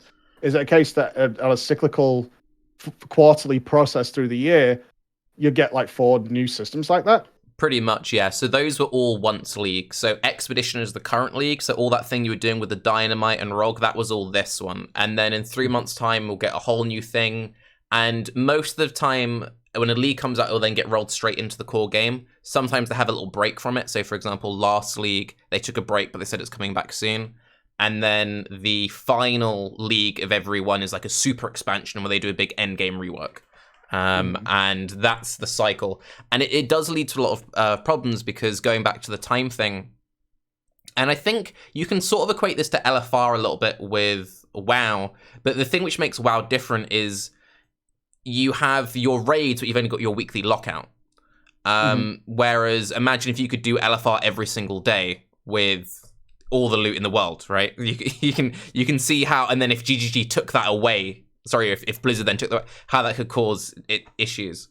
So one of the problems that you have is not only are the people who want it super hard or super fast, some people are quite happy playing the league for a week, and they're like, I've played for a week, I've gotten my goals, and other people want a 3-month experience. And when suddenly you make the item chase a lot harder, you get players who feel like they've been pushed out of the league completely, either because it will take too long or they don't have enough hours in the week. And the more and more systems that get added, depending on your mindset, it's either more exciting or more bloated. And it's a lot more complex than just people like it hard or people like it easy. But yeah, it's a messy thing. So, again, more questions. This indicates to me that I haven't realized yet, as a new player to the game, that there is some sort of goal each league people are trying to reach. Now, is that a gear level or something like that, or is this are we talking here more about self-imposed goals? Yes. Yeah. That people are then upset they can't reach their self-imposed goal. I would say that there's a lot of the community, or there's a lot. Yeah, it's different communities have different goals that there becomes an expectation that you reach. Yeah. I think a lot of players feel that they're expected to reach a certain thing to feel like they've accomplished something. But that can be anything from a tier 10 map to killing, what is it, 164 or something like that. I mean, that can be anything they decide it's going to be, right? They're creating their own finishing line. So yes. In the Atlas system, there's also a whole bunch of bosses, which you probably expect that come in. There's a whole like big end game bossing system. Another thing, there's if you there's some really cool boss stuff that I think you'd have a lot of fun if you got into it, and that complicates some things as well because, as you're aware, there are so many different skills in Path of Exile. For some people, they like it when the game's a bit easier because then they can make the wackiest skill combinations work, so they can brute force it with gear. But when the game's harder, you can get people who feel like, oh, they can't play the super wacky skill stuff. They have to use the more powerful, like the meta builds. And some people are motivated by loot and other people aren't. So, for example, I was in the crowd that didn't like the super strong crafting system, but I've never been a loot-based character. If I can kill the boss, I'm happy. So I'm like, oh, I've killed the boss, I'll quit. Not like, oh, now let's go get the perfect 6-tier white every item, I'm like, so. Okay, so that's an unwinnable battle. Right, straight off the bat. Yeah. From all I can hear, and I'm basing it entirely off this conversation, is the only way you even remotely win that battle is by having individual leagues that cater to those different personality traits, right? So the league extends even further. But that's an unwinnable battle. You can't possibly design a game around how many people play it, determining their own finishing line and then saying, make me happy, right? That's the World of Warcraft problem that we ran into for the last 5 years. It's why I no longer play it, because eventually all you do is you drive away parts of the community. If you try and build it for one, you just end up pissing everybody else off, and eventually those layers of the fucking cake just disappear. This game has the option of so many different leagues and stuff that it feels like it shouldn't be that big of an issue. Let's let people extend. But you're always going to have people who want everything, right? That's always going to happen. Even the goal stuff. So there are like kind of ultimate goals that every player would consider the finish line in the game. And a lot of that revolves around a certain boss or maybe multiple different bosses just to Yeah, that's probably He's too much. smugging again. Look at him. He's doing it again. I'm trying so hard. You have no idea. So he said And- bosses. I'm good. I'm fine there. No, because like what do you explain about the lab, right? Where you really enjoyed the boss fight, but you had a big problem with getting the fucking gold key. And the way the game is designed right now is that many players feel like you got to get 17 attempts at the boss that you enjoyed. Many people, after failing the boss, will then need to take 10, 15, 16 hours to even get another try at it.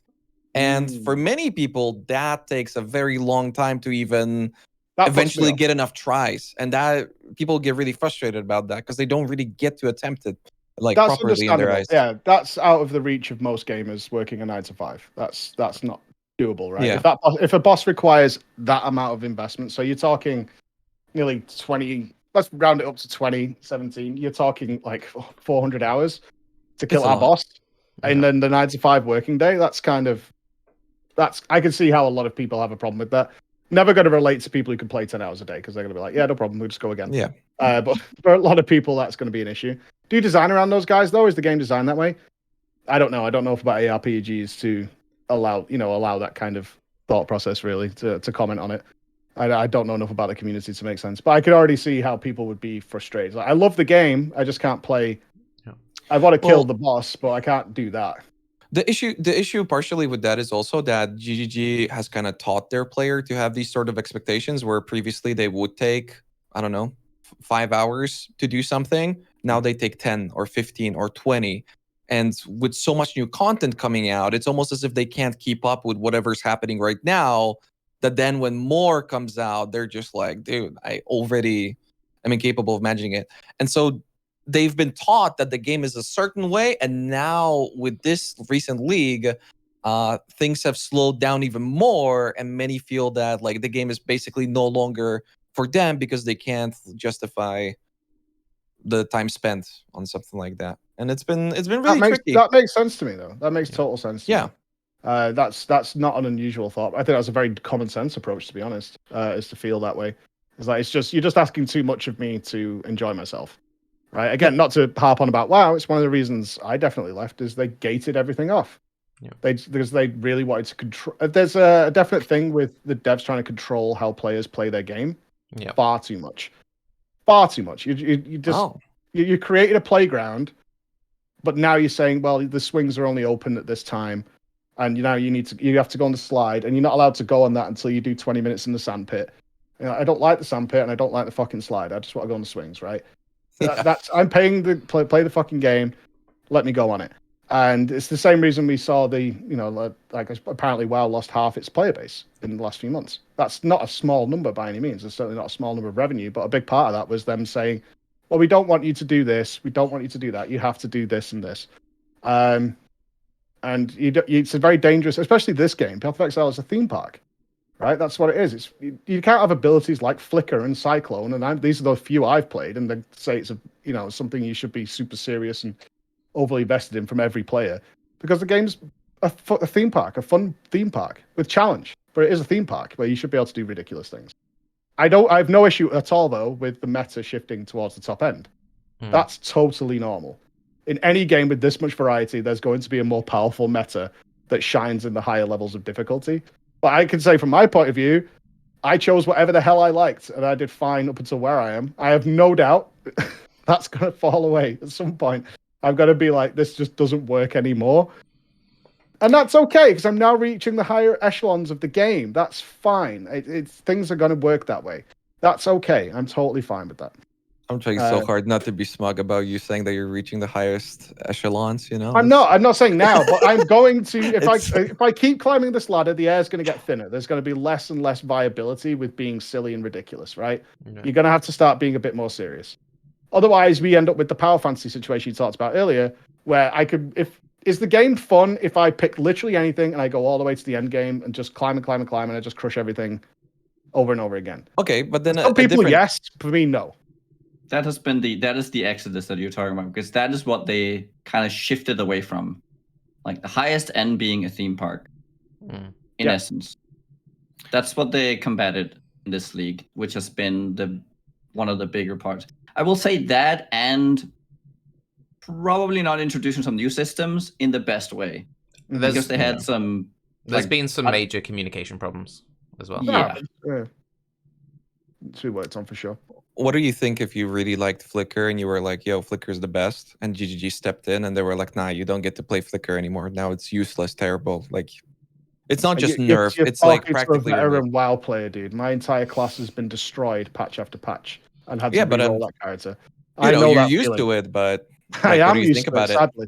What do I think about it? I think it fucking sucks. Hmm. I think it absolutely fucking sucks. There is no justification, and it's, again, you're getting me into ranty mode here, but decisions made by the devs that destroy what I'm doing is not fun, ever.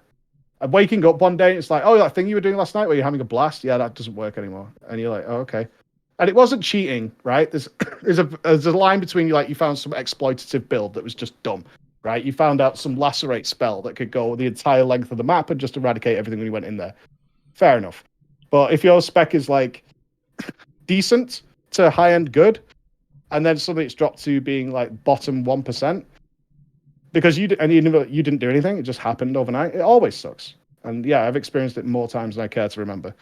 Where, imagine from a WoW perspective where it's multiplayer, telling your best friend that he can't play anymore because of the class he plays, and he's done nothing to bring that on. Those are the kind of things that we deal with a lot in that game, and it's not fun. It's never fun.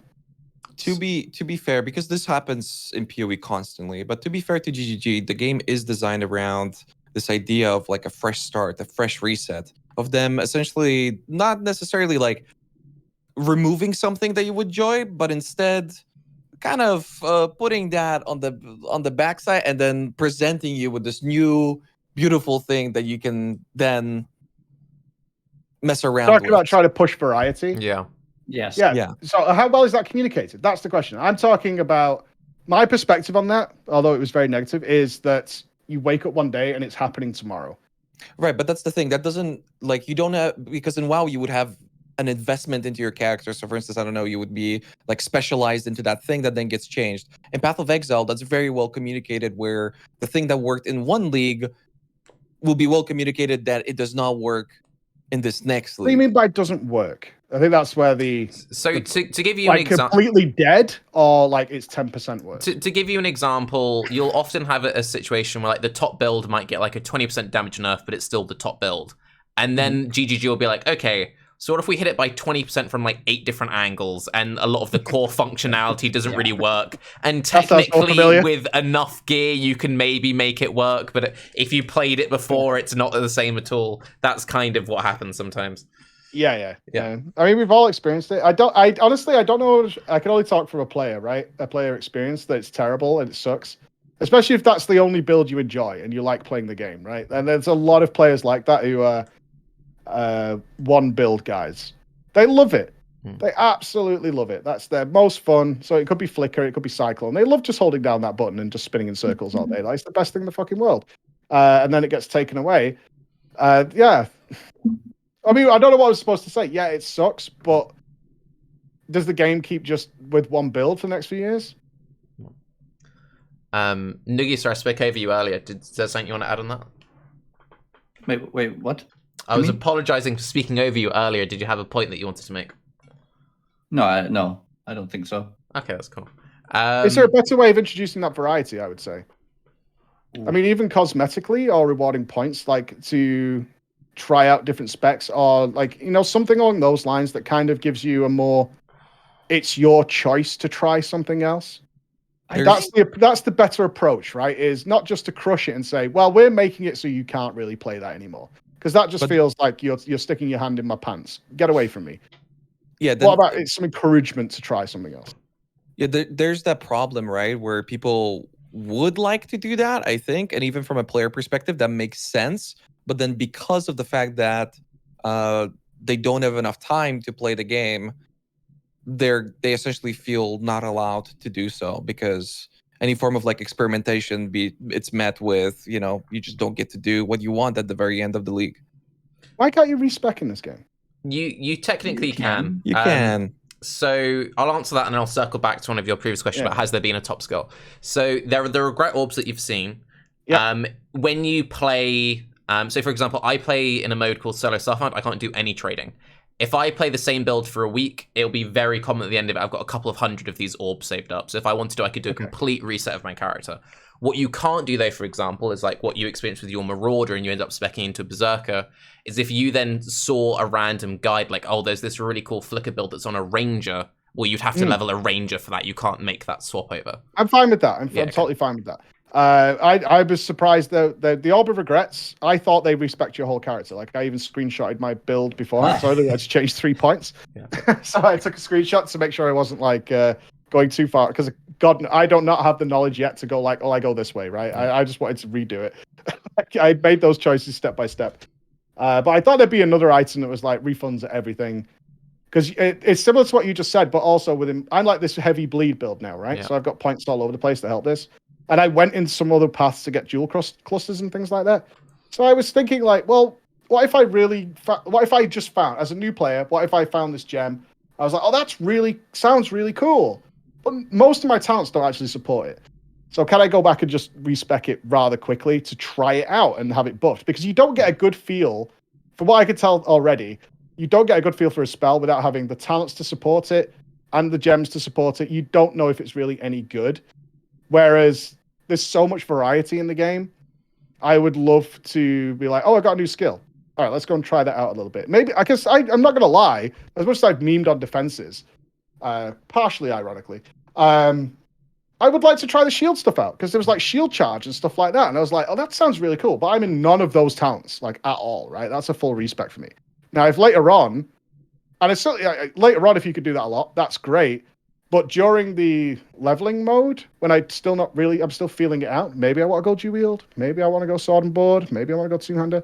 That feels like a time where, having a respec option would have been nice. So not saying it's the end of the world or anything, but it would have been nice to be able to have that option to try things out. That's a big ideological thing, because I generally agree. I lean in that way, and I get frustrated when I try out new games and I spec in something that's like a permanent choice.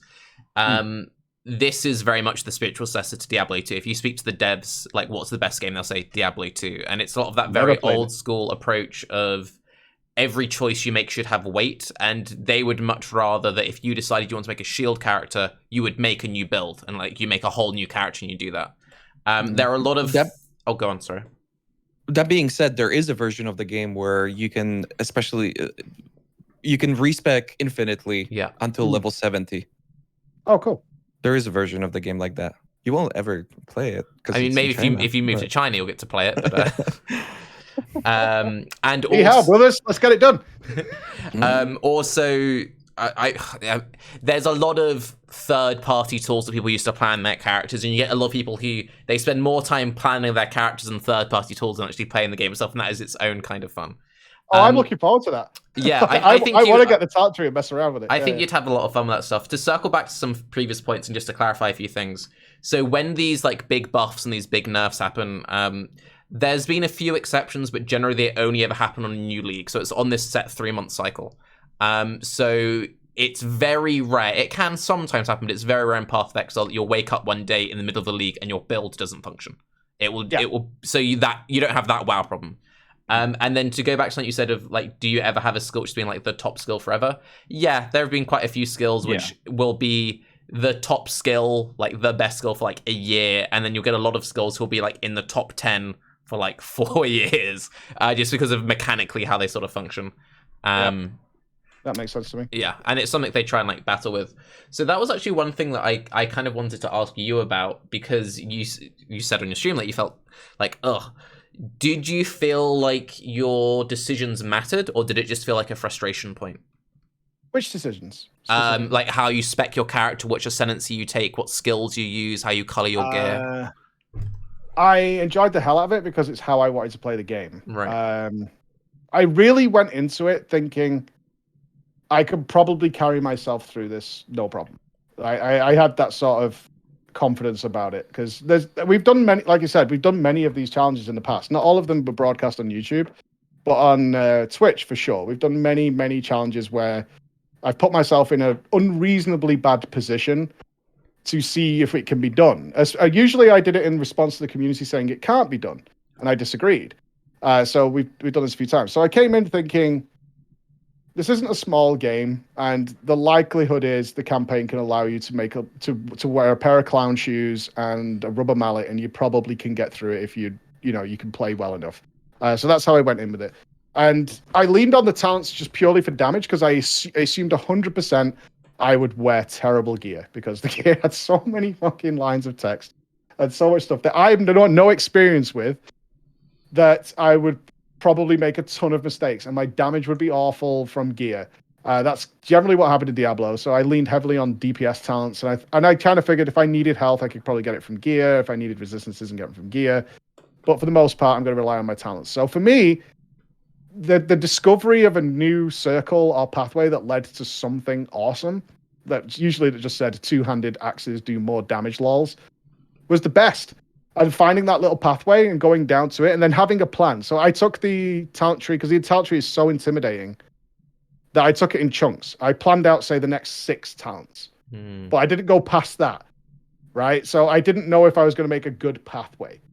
I just knew that if I do the next 6 and I go that way, that's good. And then from there, we could choose the next 6 and choose the next 6. And eventually it kind of worked out. And it hasn't been a problem for me at all, which I think a lot of people suspected it would be, because I didn't tell people this, but when I said I was going to do this, I think it was on the Tuesday, that night I received a ton of messages saying, do it, but you should do X, Y, and Z before you start. And I just deleted those messages. These were from trusted close friends. They were like, you really need to do X, Y, and Z before you start. You should read this. You need to check this first. I mean, these are, we're not spoiling anything, but you should really do X, Y, and Z before you start doing this, because the game is really unfriendly. Act 1 is hard. Like you said, they buffed it. So like, if you don't know what you're doing, you're probably going to have a bad time and get frustrated and not play. And I refused to read that stuff. I just deleted them. I was like, no, I'll find out for myself. And as it turned out, it was totally fine. It was actually relatively friendly. You do need a basic gaming knowledge, I think. Like, if you've got a relatively basic RPG knowledge, you're probably okay. But you also need to be able to track boss telegraphs, which not a lot of people are particularly good at. If you can't do that, you're probably going to end up in a mess. But other than that, I found it fine. I didn't really hit a wall at all. I don't think. Like, I struggled on that labs boss, but that was the only one. That's like an anomaly in the entire playthrough. I felt weak at points, but that's when I just was like, okay, well, we need to work on gear a little bit. And I went and did that, and it was really fun. And then I got over the wall. So I'm basically saying to the people who said it was impossible, and a lot of people who told me over the years, yeah, you can't really play PoE anymore. You need to go and watch University of Ziz. You need to go and read this. You need to do X, Y, and Z before you even start the game.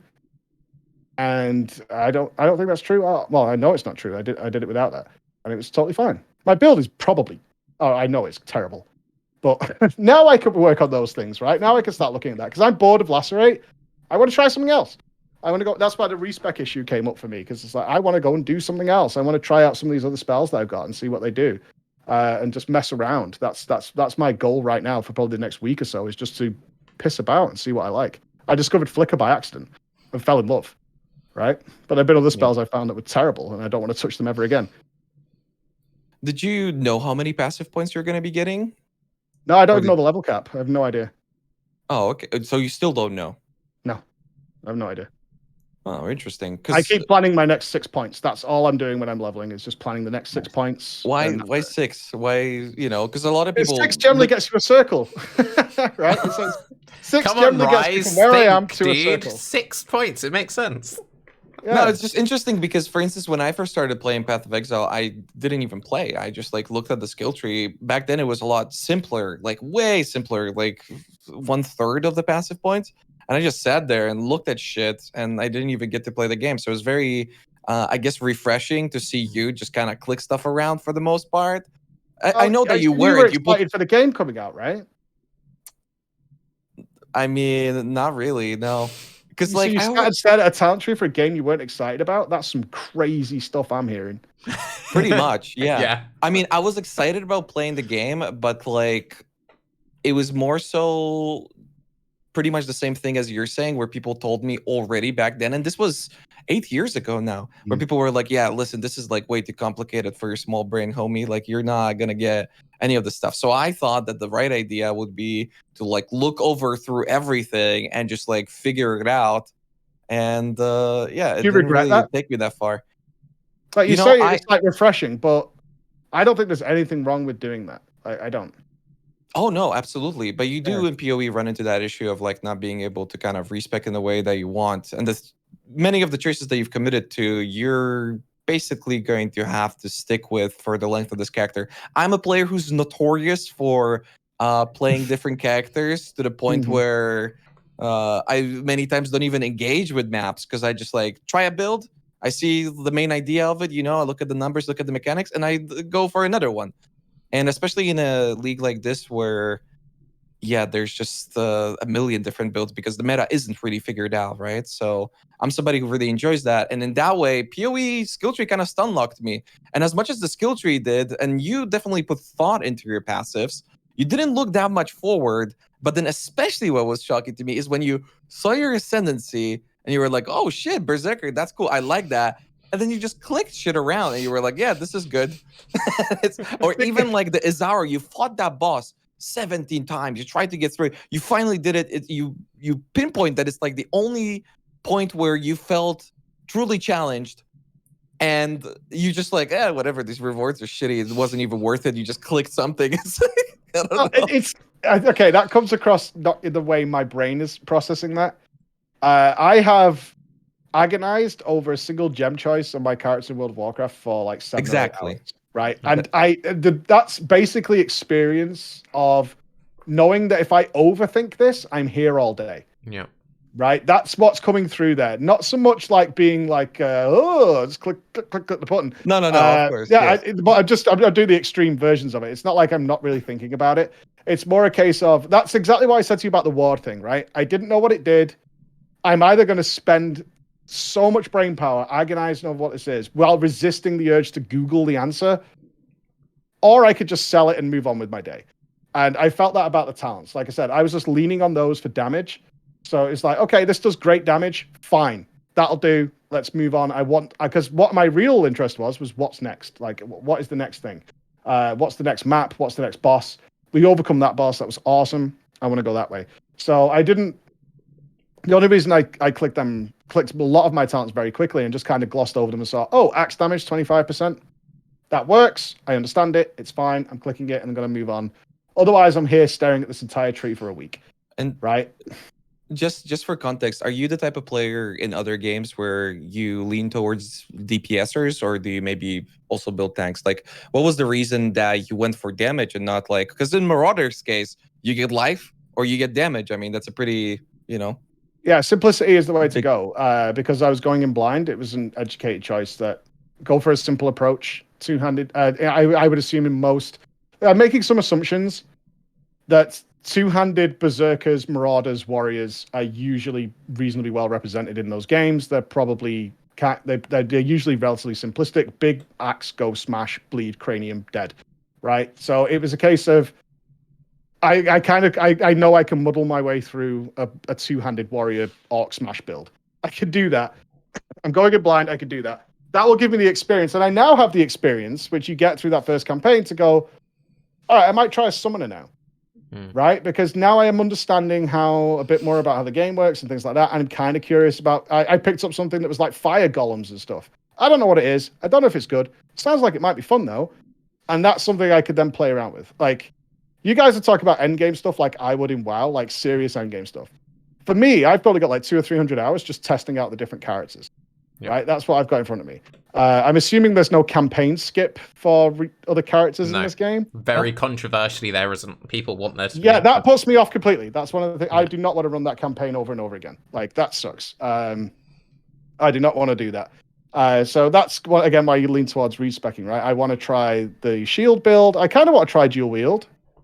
I mess around with that, but I'm gonna have to end up farming respec little thingies, which you said you drop in abundance later on, so probably not a big deal. But it's the kind of stuff. What I want to do right now is explore my Marauder in about 5 or 6 different ways. Right, that's what I want to do. I've ended up in this bleed lacerate build. I certainly didn't plan on that when I started, and I don't want to continue that particularly. It's working, but it's not fun. So I want to go in a different direction and see what I could do. But right now I can't. I think I have 7 respec points. Right, that's it. So I can't right now. I'm kind of stuck without just playing that, which I'll probably end up doing tomorrow and hoping we can get further. So a couple of questions that spin off the like, oh, that would suck thing. So as I said, Expedition was this league's new content. Assuming that, you know, you're free work-wise or whatever, and the next league comes out and it sounds exciting, you know, okay, it's going to be the same 10 acts, but there's going to be new league content for me to engage with. Would that be enough of a draw for you to be like, okay, maybe I'll do this again? Or would you still be like, I don't want to do the 10 acts? I'm only saying it out of laziness. I would just zerg through the campaign, right? It's one of those turn your brains off and turn your brain. I've done it a million times in other games. You just turn your brain off, you get it done for the sake of it. I'm just basically saying I would like, if I got one of each character to the end, I would like to be able to play around with those characters. So as long as I have the option to do that, so I want to play my Marauder. Apologies, I do not know the name of the other characters, but I assume the other classes in the game. I would like to have one of each, and then I can play around with them and do what I want to do with them. Like you said, there's a new build come out that's great for a mage class. Kind of want to swap over and go play around with it for a bit, right? Go spend a few hours trying it out. Maybe it's a lot of fun, but maybe I don't like it either. So do you invest into the respec? Try it out. Yeah, it's okay. And they'll leave it there. That's kind of the concept of leagues where you basically play your Marauder for this league and then you play a witch for the next one. So that's why they kind of balance things around in that way. But then also, how would you feel, because Tarke talked about like the new content, like the expedition stuff being released, how would you feel that, let's say that you are playing Flicker now and you're really enjoying it, but it's kind of shitty. You know that you can't do the things that you really want to do in the game, and the ability just as a baseline does not permit you because it's too weak. And the next league, you're reading the patch notes and they're like, yo, Flicker Strike, 50 times better, now you can do everything. Would that be a draw for you? Like, would you be interested then? I assume you're suggesting this from the point of view, just so I have the context of the question, right? I stay with Flicker like now, but I eventually hit map whatever, and it's just not viable anymore. So I have to turn it off. Well, yeah, of course it's a draw to come back. I mean, the ideal world is you can play whatever you want, right? They're all reasonably close. They just have a different play style. Some things are always mechanically going to be better. That's a normal thing in any of these games. Otherwise, you've got no variety, and we all crave variety. Like massive, I never like massive swings. I don't think any of us do. Like huge swings one way or the other. Like it's the best, it's dead. It's the best, it's dead. Like that's what's always sucks. Personally, I'm fine with being 10% under in this game. Not in World of Warcraft, very different experience. If I'm fine with being 10% under in a solo play experience, I'm fine with that. I'm totally okay with that. If I can get what I want to get done, fine. But yeah, that's fine for me. But huge swings backwards and forwards, no, I'm not down with that at all. Okay. So my other follow-up to that is, you may have been told this by your friends, but one of the big things that GG is working on is this thing called Path of Exile 2, and the main thing is they're completely changing the campaign. It's going to be a whole new campaign. There's the no 10 acts. It's not going to come out for like another 4 years or who knows when. But from your experience as a new player going into it completely blind, what are the kind of things that you would maybe want to see improved or changed or different that would make it the game more fun for someone coming in fresh to Path of Exile? Fucking story, man. Jesus Christ. It's painful because the voice acting is really good. But you can't have this game that plays at 250 miles an hour, and then you go back to town and you're like, well, I better sit down and put my slippers on because I've got to listen to, 35 minutes of fucking dialogue before I find out that I just have to go next door. Like, you can have that stuff for the big overarching story. That's fine.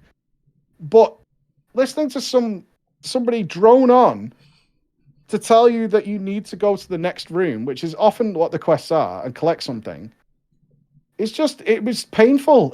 And I felt bad because the voice acting and the storytelling is good, like the actual core of it, but it was so much every time you went back to town that I got, and especially because we have that thing in our brains that when you see the Exile mark over people's heads on that map, you need to go and click them. And it's just back to back to back to back to back. And it's every time you just want to go to your stash, drop your stuff off, and get back out to flickering around the room. That's where my fun is. I come back and it's like, talk to me, talk to me. Well, you see the vines in the desert, they're broken. and we need the potion. And, oh my God, kill me, dude. Like, please, for the love of God. Like, get to the point, please. And that was every time I went back to town. And I ended up just doing what I imagine a lot of people do, which is missing over this quality voice acting by just going click, click, click, click, click, looking at the quest log, which was like, go to the ossuary, go to the reliquary, do whatever you need to do, and off you go. Yeah. Right? Click that was what I ended up doing. And I ended up doing that in Act 1. And I have listened to some, I mean, I've played Metal Gear Solid 4. I have seen a lot of dialogue in my time, right? I've seen an 1.5 hour long cutscene. But this was, and it spoiled it for me because I had absolutely no idea why I was doing anything I was doing in the game at any point. At some point, I was in the Black Core. Don't know. At some point, I realized about Act 7 that I was going through the same maps again, but now the world was ruined. And I was like, wait a minute. What's going on? I was like, I've been to this because I recognized the town. I was like, wait a minute. I'm back in the same town I was in before. I was like, and then I just pieced together, somebody must have done something to the world. And I assume it was that Katava fella. I was like, okay, carry on. But I had no clue through any point. I just didn't have the patience to listen to, it was too front loaded. That was the only thing. It was too slow and it was too front loaded. Instead of, I actually didn't mind when they were telling the story through, you know, when you click poems and whatever. While you're playing, they're telling you the story. Yeah. That was all right. That was pretty cool. Because I'm still playing your awesome game. Like, absolutely. I think this game is phenomenal from what I've explained so far. Any World of Warcraft player who's interested in loot, especially, would have a blast. That was great. But coming back to the town after just murdering hundreds of enemies and just being like, killed it for me. And I just was like, okay, I'm getting back out because this isn't doing it for me. So I really hope they fix that. Massively hope they fix that because I can't be the only one who has no clue what's happening in the story of this game without watching an external third-party video or something like that. I mean, as a veteran player, I have like the gist of it, but like all the small details, even after how many hours do we have? Like, 20, 30,000 hours invested or something at this point. It's like, dude, I don't know all the tidbits. Because I've never bothered going through all of it. Basically, what happened with that was that Path of Exile was the same way that Diablo 3 was, where you would like do one campaign, then you would do the same thing and the same thing and the same thing. Mm-hmm. So at a certain point, there were 4 acts, and they were like, "Yo, we're designing Act 5. It's gonna be super great." And then instead of designing Act 5, they released 5, 6, 7, 8. You know, 9, 10. 9 and 10. Yep. And that was a huge shock moment for the community. But when they actually got to play it, a lot of it was basically, the same thing, but kind of like dressed up differently and all that. I have a question then, though, because as somebody who came in late and wasn't excited about the game, obviously, because my only experience was Diablo 3 and I didn't particularly enjoy it. So when Path of Exile was coming, it wasn't one of the games I was following and tracking because I knew I wasn't going to play it, right? I already was like, oh, Path of Exile is coming. What is it? ARPG? Cross. I'm not playing it. Did they... Like, Diablo is known for its cutscenes, right? So, I mean, I've sat in BlizzCon when they played that big cutscene and all that kind of stuff. The screen broke, which was hilarious during the Diablo 4 reveal. That was pretty funny. But do they do that for Path of Exile? Like, do you get the gist of a story from, like, a cutscene coming out or a video? Path of Exile is also known for its cutscenes. I've never seen one. No, you have. Are there none? I firmly remember you seeing one. What is this? Quinn dying? Is that the cutscene? No, there was a cutscene. Yeah, I can't remember what it was. Was it butterflies and then it just went off? There was a statue breaking apart. Yeah. So PoE is known for its cutscenes, the one, you know, and how like it's nothing basically. So we've asked Chris about this before, and he basically said early on, it's something we thought about doing, but like it's all this money that we'd rather just invest into the game itself, which I kind of respect. But then at some point, they did the weird Act 5 shitty little cutscene, and I was kind of like, Another tidbit on that same note that I think you might find interesting, because we've spoken a lot about onboarding and about how PoE really struggles with onboarding, and this was years ago that we asked him this, and he said, like, we were like, what would you do, if anything, to improve tutorialization? Is that something you plan on doing? And he said that he spent loads of money into it, and he'd spoken to the Warframe people And something that Warframe noticed is they were pumping all of this money into tutorialization, but their player metrics weren't changing. Like the drop-off of new players was the same. And again, I'm not saying this is the right decision, and I don't know if they're on the same philosophy. Maybe with the new campaign they're making, they'll change this mindset. But their thought process was, well, we could spend all this money trying to improve the early tutorialization, or we could just work on the game for the players who actually play. And they decided to go that approach. I think that's fair. Like we said earlier, looking at a game like this as not a community effort, I think is incorrect. Right? I'm playing in a way that is unrealistic. I think. I've no doubt other people have done it, but somebody coming in 2021, I think I played the game in a completely unrealistic way.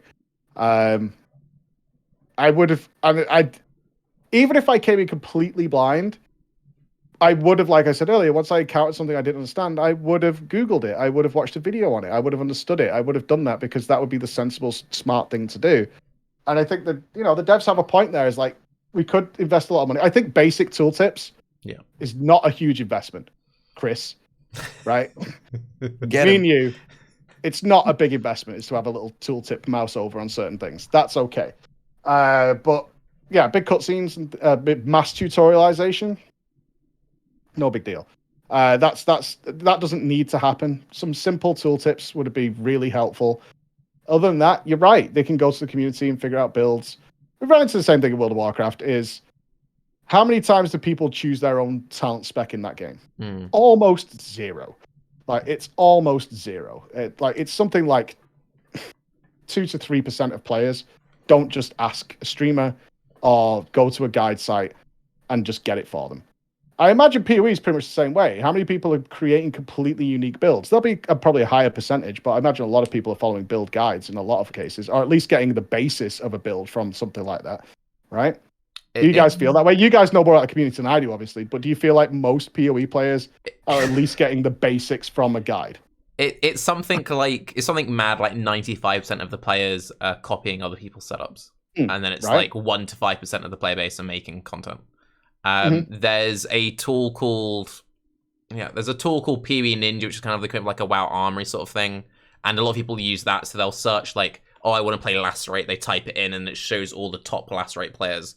So that alone has kind of done this weird thing to content creation in a weird way that it's non-content creators who are providing the best builds, because what will kind of happen is everyone will just copy the top ones, and then you get this weird like proliferation, and it's interesting. It's a trickle-down effect. It's the same in all these games, but I think that's a good thing. That's a positive thing. Is that we're all working towards it together. And when you got a game like this where, can you imagine how much worse this game would be if everybody started playing blind all the time? Like, the player base would be tiny. Most people aren't going to figure a lot of these things out. They would have all these stupid builds. They get stuck continuously. There would be a lot of problems. Everybody would feel like they were trawling through mud every time if there weren't those resources available. So pretending they don't exist is kind of dumb. Because console PoE. You just described console PoE. That's the experience there. That sounds fun, though. Diablo works on console pretty well. On that point, this game doesn't work as well as Diablo on consoles. Diablo works much better on consoles than PoE does.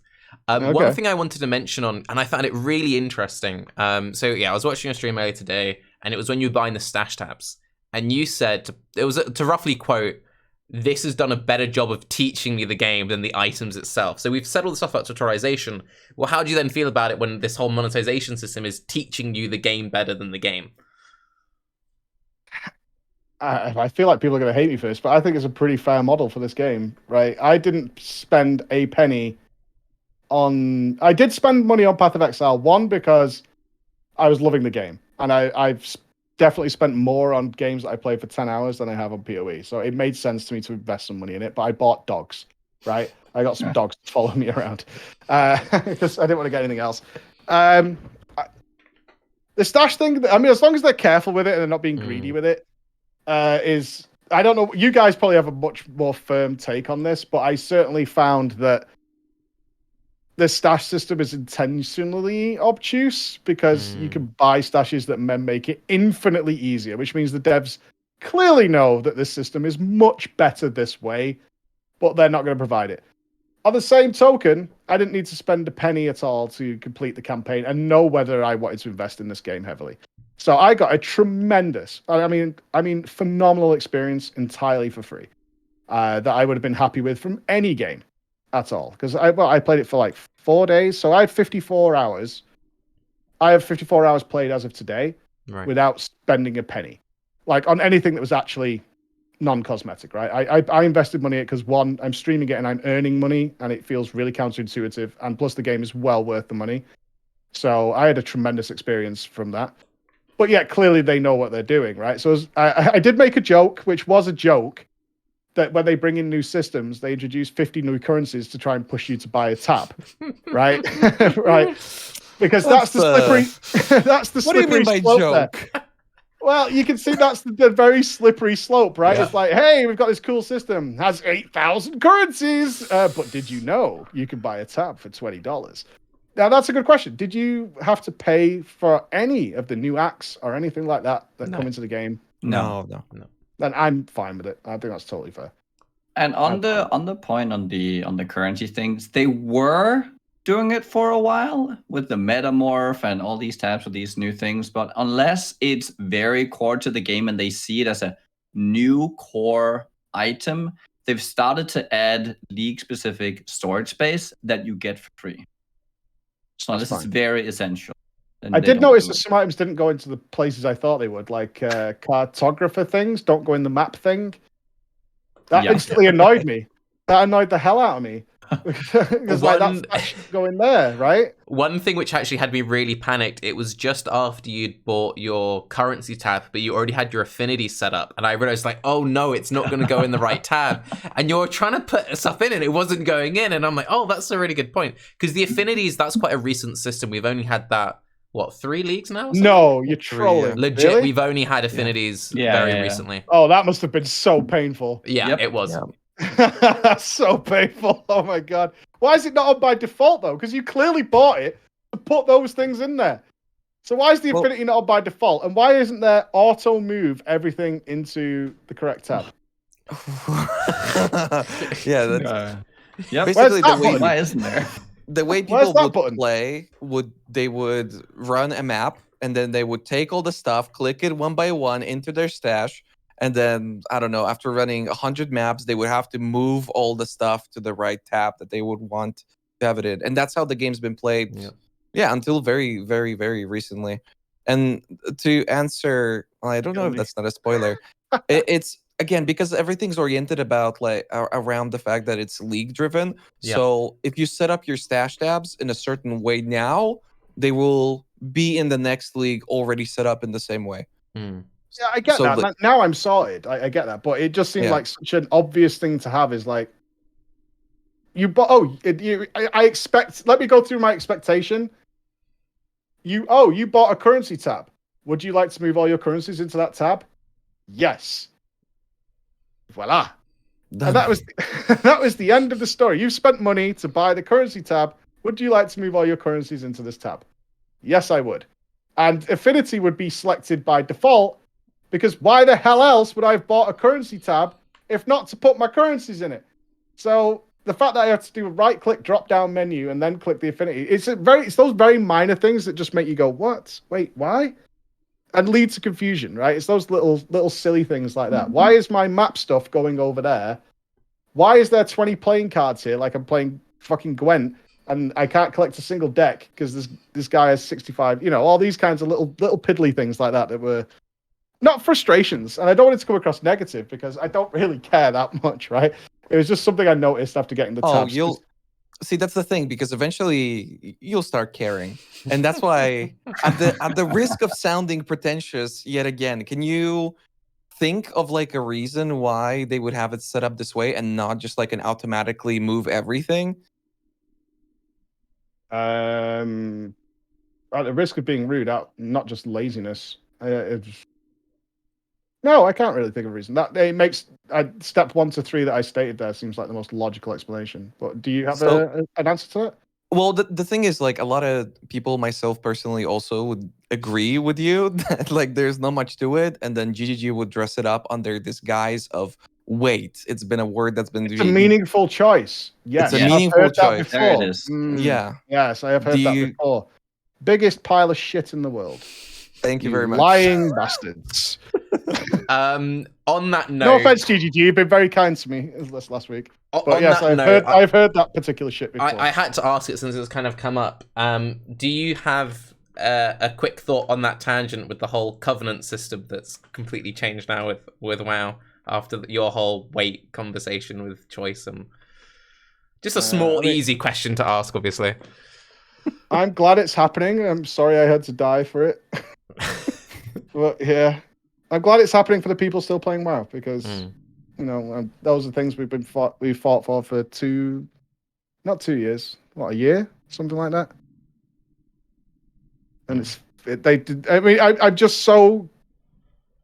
I'm so sad that it took the loss of half the player base and a lot of content creators in that wash to make those things happen. Right. But I think you guys might risk running into the same problem with GGG that I ran into, which is, although I did get to speak, and I'm very grateful that I got to speak to the head of development for World of Warcraft several times in person and in interviews, they treated me as the 1%, which I did speak to the top 1%, you know, like the Mythic Raiders in World of Warcraft, right? So those would be the guys doing the extreme levels of PoE. And often your opinion is taken as the opinion of that part of the player base, right? Mm. It's the opposite. It's the literal opposite for PoE, where they would talk to somebody like us who play very specific game modes or like a specific way or put in a lot of time, and they very frequently would base their opinions off of something that the 1% essentially would be saying, because I think they agree, but as individuals, which kind of bleeds over into like the core game design, which it hasn't worked out too great in the past. I think it's a fine line to walk, right? Like I often think a lot of my suggestions that I make, because I fought like hardcore against a lot of the things in World of Warcraft's new expansion. I fought really hard against them. But I think the opinion was taken of, that's the 1%er opinion, and the 99% agree with Blizzard. Which I was never coming at it from that angle. And it seems now that maybe that's a realization they've had, is that wasn't the case. But I mean, I'm happy that it's happening. It's not going to bring me back to the game, that's for sure. It's a sore subject because I covered that game. It was my favorite game for like 10 years, right? And I built a career out of it. I've employed people off the back of that game and traveled the world and met people like Nugiyen because of that game. You know what I mean? Although you were trapped in a Las Vegas studio while I went out and drove cars. That'll teach you. You didn't even come to my wedding. What's that about? What? I didn't know I was invited. Excused. Shame. Everybody else came. It's just you that wasn't there. Even Left out again. Left out again. Yeah, but I've done wonderful things on the back of World of Warcraft, and in fact, I still very much I like Ian. A lot of people want him fired, but I love Ian. Like Ian was super kind to me, super polite to me, and was open to my ideas. He's the game director. A lot of the developers I spoke to at BlizzCon directly, all on the same wavelength, and I think that's a big thing that you guys probably run into as well. The devs in the office aren't a singular-minded hive. Yeah. They often have the same opinions that you guys have. And I found that out very clearly with Blizzard when we were having drinks in the bars and stuff, I was talking to those devs and they were like, I agree with you. You know what I mean? I totally agree with what you're saying. But internally, there's people sat around a table firing ideas backwards and forwards, and it goes one way or the other and doesn't always go the way you think. But that's it. But yeah, I'm happy for the guys playing World of Warcraft. I hope they're going to have a great time with it. See, it is interesting because there's been a lot of recent comparisons to GGG to Blizzard, and that's why GG's currently trying to like redo a lot of their communication. And it's funny because there's been a lot of people saying that what GGG is doing now is what kind of Blizzard did in the past, and I kind of see it as the opposite, because kind of what's happening with GGG is at its core, as kind of Raiz was saying, is it's a bunch of like the game was made by super hardcore players, and that's kind of where this weird thing has happened, where it's kind of it was a super hardcore game which became less hardcore, and then on the one hand the devs keep wanting to make it more hardcore, but they're afraid of upsetting people, so they keep kind of doing one step forward, two steps back, one step forward, two steps back. But PoE definitely leans more to the hardcore than the average player, whereas WoW is kind of the opposite. So there's this weird kind of thing where what will often happen is when devs come on our podcast or whatever, we can have quite good conversations. There'll be stuff like the item weight that we'll disagree with Chris with, for example. But for a lot of the time, we'll be directly agreeing. But then you get this weird... not over everything, Niggy, but a lot of the like if you admit most of the philosophies, like if you compare most of our philosophy questions with Chris to a lot of the philosophy questions that someone like Preach might have had going into Shadowlands, those were very different philosophies. Sure, in that comparison, sure. Yeah.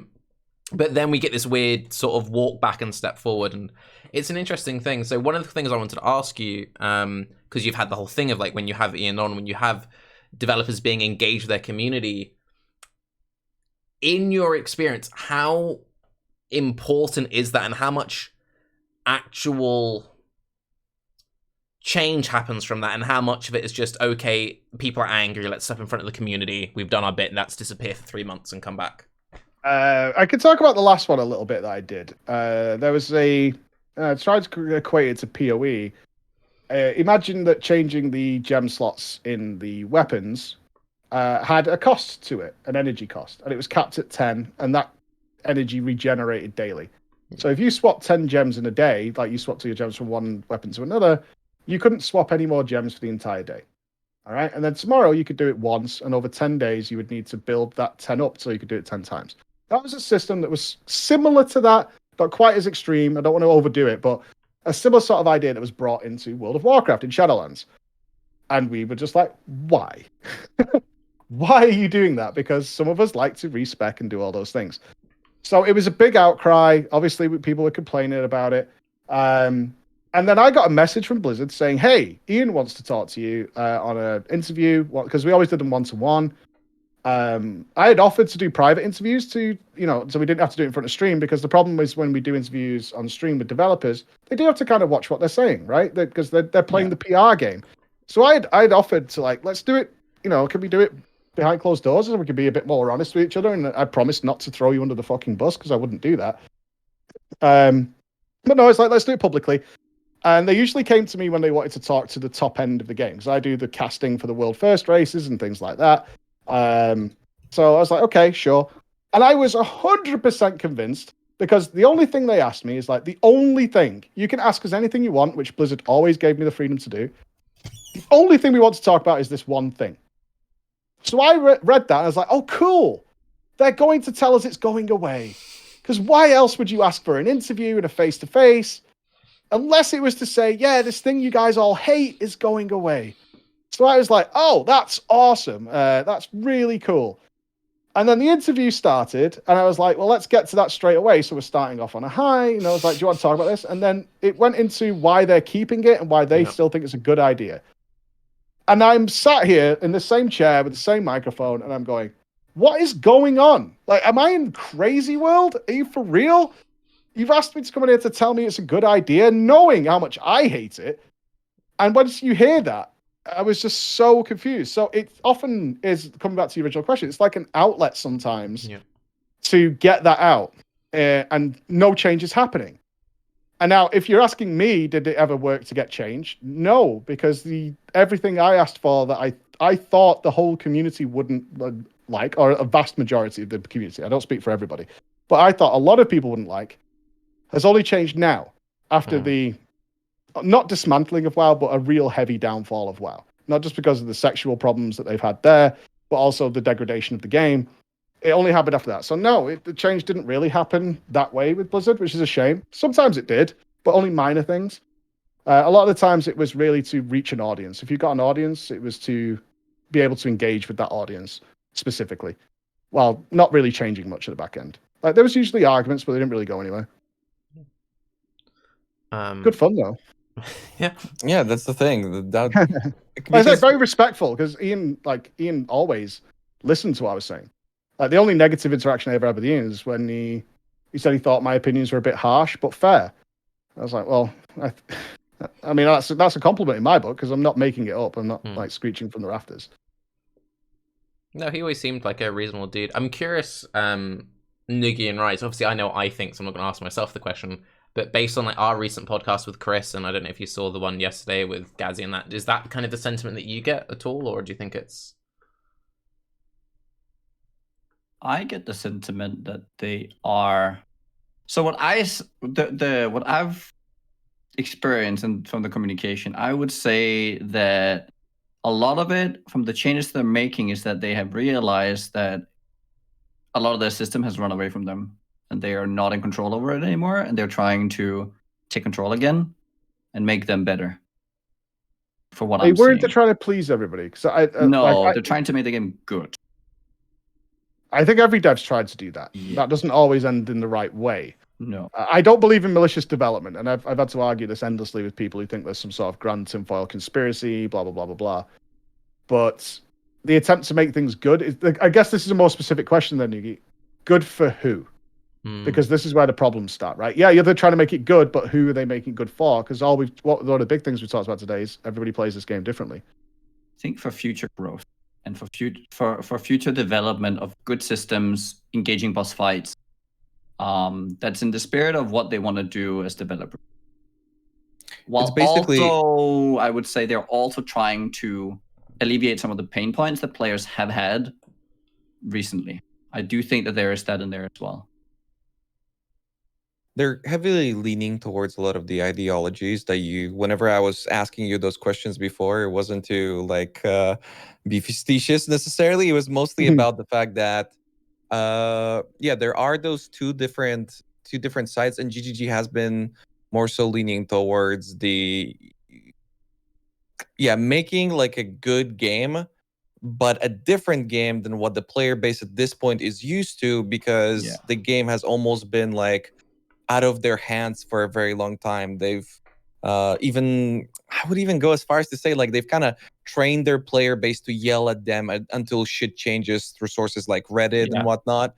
And that's just made communication very difficult, because this patch in particular, if you look at it long term, the ideas were to improve the game, but along the way, they've made so many choices that didn't make sense in the short term, that and they couldn't really explain them well either, so that they ended up kind of like defending themselves from all of this stuff. And that's where these podcasts happened.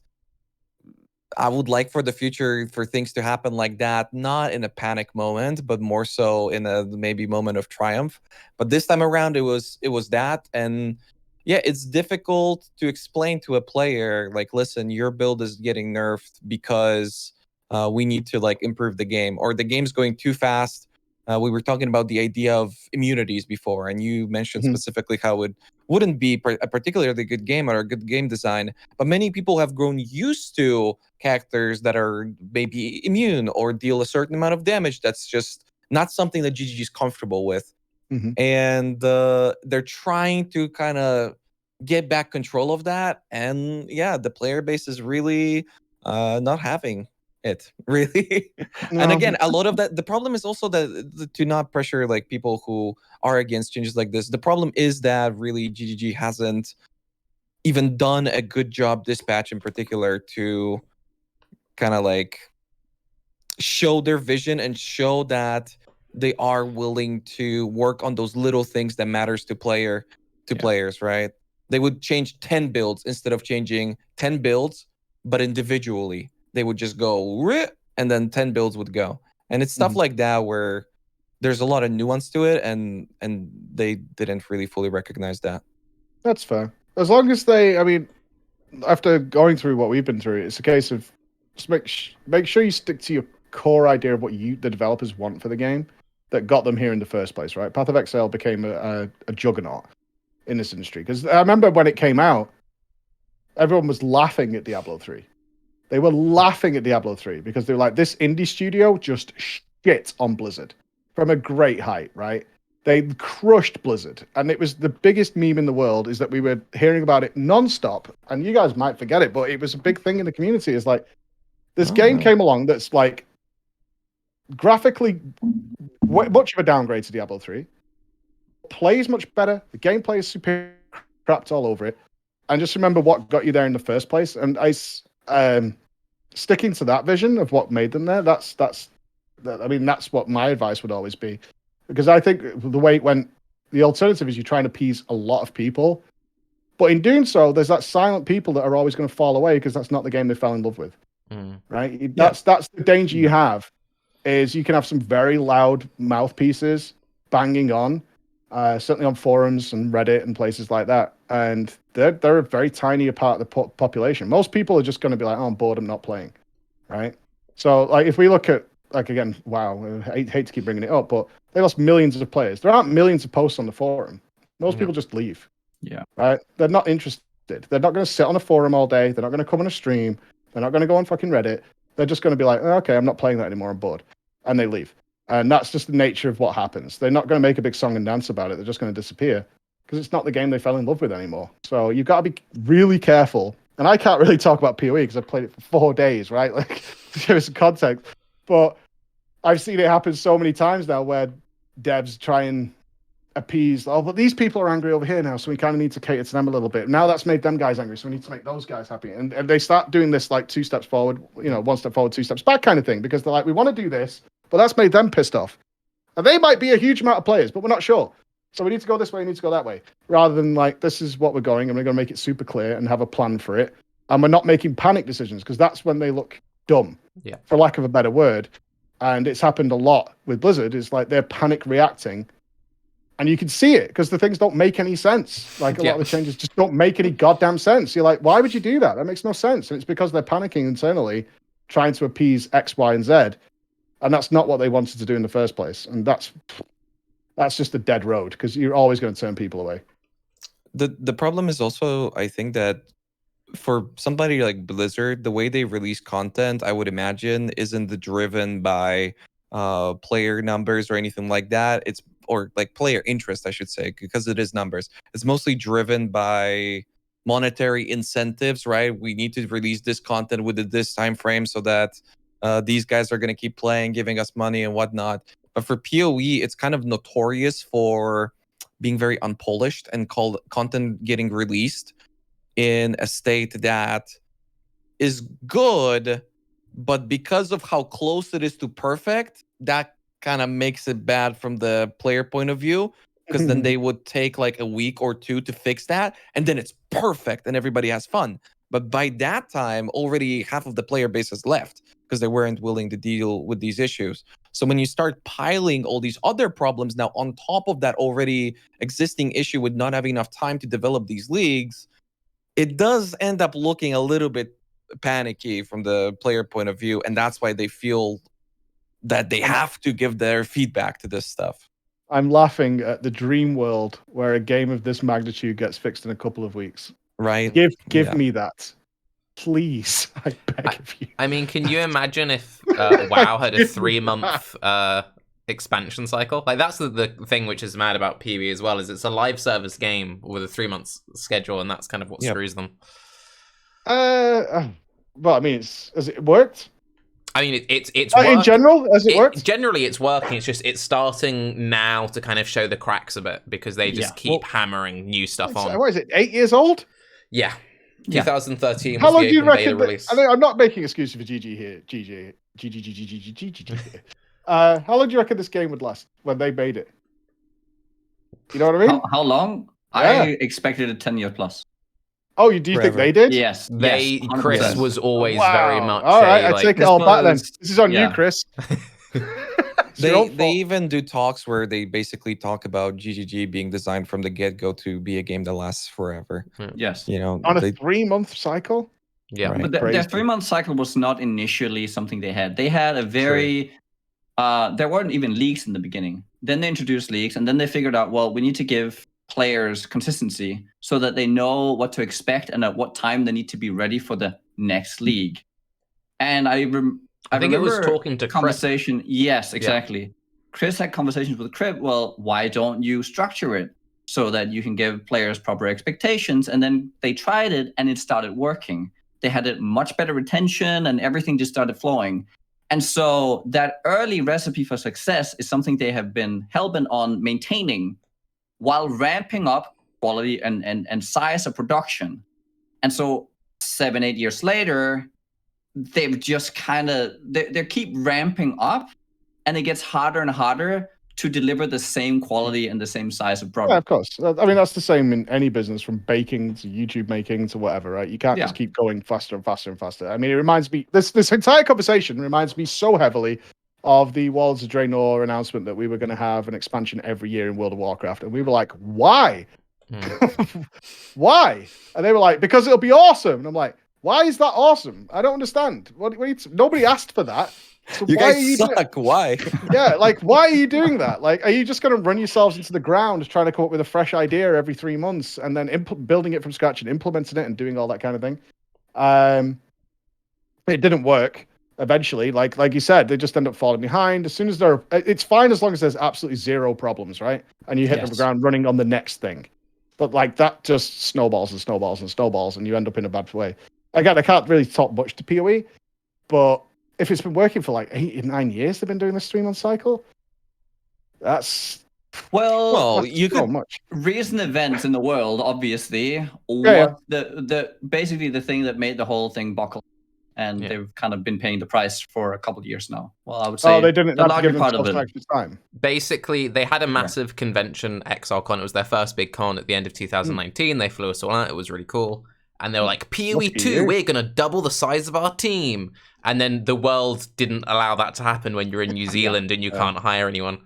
I think a lot of it is also the fact, and it is worth mentioning, it's they're developing PoE 2 on top of this insane schedule. That's where they're really kind of like, it's imagine the like A team, B team situation you have with WoW, but then it's kind of like the A team is just working the expansion that comes out 5 years from now, and then the B team's trying to hold fort with the 3-month cycle, and you're like, and That's also fucked managing up, that Ricky. is an enormous issue. Like doubling your team size is not a joke. Like it's really not. I mean, we have 6 people that work here, including myself, and I have to manage that while doing all this. Like even that tiny sliver of people is awkward as hell to manage and get done. It's always going to create problems and frustrations, but it seems like they're trying, right? You're having all these community things. oh no, And they're definitely trying. Yeah, they they're care. listening. They definitely care. I don't think anyone, even the people who like GGG are all stupid, we hate Chris. It's clear that he cares. Like any conversation you have with him, like the passion kind of. I mean, part of the problem that people have is that I mentioned that they're working this hard mode thing. Is people now worried that their passion is going into this like super difficult alternate version of PoE? So people are kind of like, oh no. The community is such maniacs, right? Oh Like- yeah. If we get a cosmetic or had a cosmetic come into the game, they're like, development time went on this. It's like, no, the people who developed the code Every are not time. making the hats and shit, dude. It's totally fine. But this is an outrage. Slap in the face of the casual player, which is really not. Like, it's fine. It's all good. I do have questions for you guys, though. Yeah, of course. Go for it. I have hit my goal, right? Which was to do the campaign. But I still kind of want to play the game. So I was really curious, without being too spoilery, what you think. I have another goal. One, I do want to do the next labs, right? I really want to do that. Yes. So I think I have to, I think my path is clear now. I have to do maps and hopefully proc ascendancy trials, and then I can do it. Correct. But is there another goal that you think I can hit unguided? How Yes. long do you realistically see yourself continuing to play for? Assuming that you have a goal in mind. I know when this game will die to me. Okay. And it's when it becomes the repetition of basically the same thing just to acquire gear to do the next version of that same thing again. You'll Right. play forever. That'll take a long time to reach. TLDR, you'll play forever. Yeah. Well, that gives me plenty of doors. That's a good thing, right? Yeah. That's a good thing. But as soon as it gets to the fact that it's the same area with the same boss, but now it's slightly harder, right? Now and then the idea is that I'm hoping to get a piece of gear that allows me to do the next version of the same map with the same boss, but slightly harder again. Basically, when the real gear grind starts, that I'm just grinding out over and over again for a piece of gear, doing the same content over and over again. That's when it'll die for me. Imagine your merciless Cesaro encounter, but like over and over. Because that's basically what's going to be if you enjoy boss fights. And the reason why I'm saying forever isn't because you wouldn't be a player who, like, you're a player who's clearly capable of getting there, but if you're going to continue to do it blind, it's a pretty large time sink. It's to the point where you might end up in an issue where you're like, I really care about killing this merciless lab boss, but I can't fucking take getting the gold key anymore. Like, it's just impossible. So what's a reasonable next challenge? I guess that's my question. Okay, without spoiling anything, of the... If you continue to just do maps, you'll very quickly start a quest chain in the Atlas, which will take you to a very satisfying point. Is that involving the watchstones? Because I found those. That is part of it, yes. If you just if you just continue on that journey, and one thing I will say is he found watchstones? What? Oh yeah, I went to space, baby. Oh yeah. Yeah. And I spoke to some lady, and she had a thing on the floor called a watchstone, and apparently you have to put gems in it, and something will happen. I would say keep an eye on her. Yeah, stuff happens over there. Not listening to a dialogue. I refuse. Don't trust her. She's got a tail. But she has a tail. Don't trust her. Just have your quest log on at least. Then we're good. Yeah, I've got my quest log on. I'm not listening to her. And another thing to keep in mind. So with this whole like league cycle situation that we're in, even if you were like, okay, I'm done with Pee-wee for now, I'm going to go play. I think your Final Fantasy you're doing next for charity or something. Next. Am I? Didn't you not? What, aren't you doing a charity thing? I am, but I don't know what any of the goals are. Oh, maybe I'm confusing with someone else. I don't know. I thought I saw something on your Twitter fan. Maybe not. So was it subathon or something? What? I didn't know he's not. Are you not allowed to look at your own Twitter? I don't look at my. No, somebody else does my Twitter. Oh, right, okay, my bad. Sorry, I didn't know he's. Look, to my defense, I didn't know he's not allowed to look at his own Twitter. I didn't say I wasn't allowed. Like generally, I'm allowed, but I'm not because the charity event contains challenges that I don't know what they are. Well, anyway, ignoring that. Okay. My bad. Yeah, next league there's going to be a bunch of big endgame changes, and then in January we're meant to be getting an entirely new endgame, and the endgame has been very boss focused for a while now, and we don't know what it's going to be, but we're expecting even more of that. So from a bossing mythic raiding point of view, there's a lot of fun for you in the endgame. Okay. What I would really love is that you take a big crack at it this time. I mean, obviously, at any time you'd like to do that, I would love to see it. But especially because there are so many changes coming to the Atlas, and then give your perspective from like one to the other. I would love to hear about that. How you feel like it changes for you. Well, maps has been the most fun thing I've done. I'd like I said, I want to try literally everything. I did the heists a bit, but I kind of got a little. They're very samey. That's fair. Yeah, they're very samey. The only reason I did them is that I keep getting the missions, but I can't put them in the stash, so they're literally sat in my bags, and the bags are tiny, and it really got on my nerves. So I'm tempted to either delete them, but I went to try and go and do them to clear them out. But yeah, they're a bit samey, and sometimes I don't know enough about it yet. Like, so these security camera things, and I didn't get any loot, and I still finished it, and it was like a pain in the ass. I want to do the thing where the minecart where you can throw flares and things. I want to see what that's about, because I did the introduction tutorial to it, but that's it. I haven't done anything else on that. The temple, I got stuck. I couldn't find a door out of the temple. I was in there for like an hour. But now the door's opened. I've checked the map and the doors are open now. So I guess I was just finished and I didn't realize it, because it didn't say like you finished, and I could see live enemies on the other side of doors. Although can I ask a question? Non-spoilers. On the temple map, right? There's some flavor text underneath that feels like it's a puzzle, like Indiana Jones style. And I thought that might have been an indication if I accessed the other rooms. So it said things like, the stoic ones stand pointing in the right way. And I was like, right, so there must be a statue somewhere that points where I'm going. Or this is just flavor text that somebody typed one day and it means absolutely nothing at all. Flavor. You're onto something.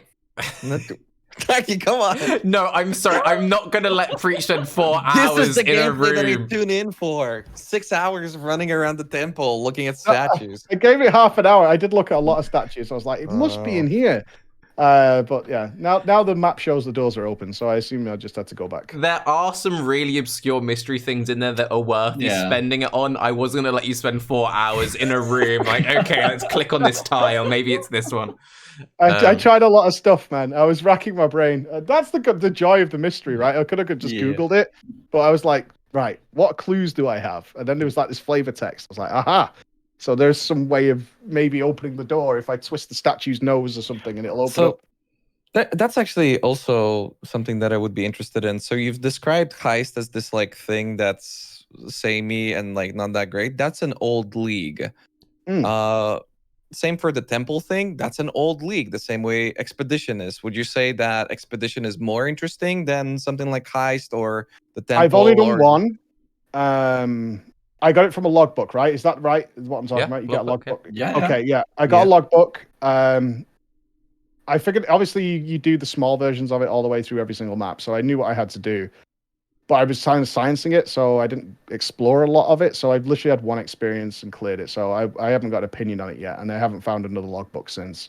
So I've only had one logbook, which I did a very rough go at. So I don't really have an opinion on it. These are the things I want to do.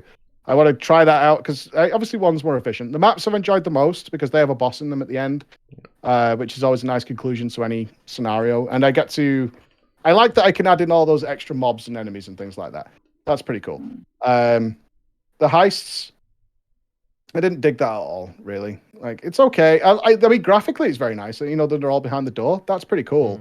But ultimately, I ended up just throwing a totem in and running past. Like, it was just... Or they killed me instantly. It was one of the two. So I wasn't big on the heists. I'll do more of the temple thing. And I want to try the minecart thing again.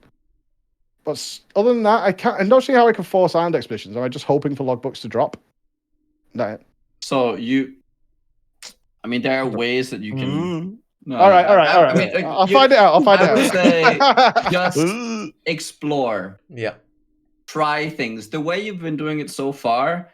You know, just kind of like twist some keys here and there. Try a different way through the puzzle. Like a lot of that works in PoE. Yeah. And eventually things will click. Some keys. No, don't take it too literally. Sorry, I'm like Drax. That's next in my head. No. You twist the nipples. Oh, it's the nose. It's always the nose. So you're saying that if I stand in my hideout at 11 p.m. when the moon shines dothly, the door will open?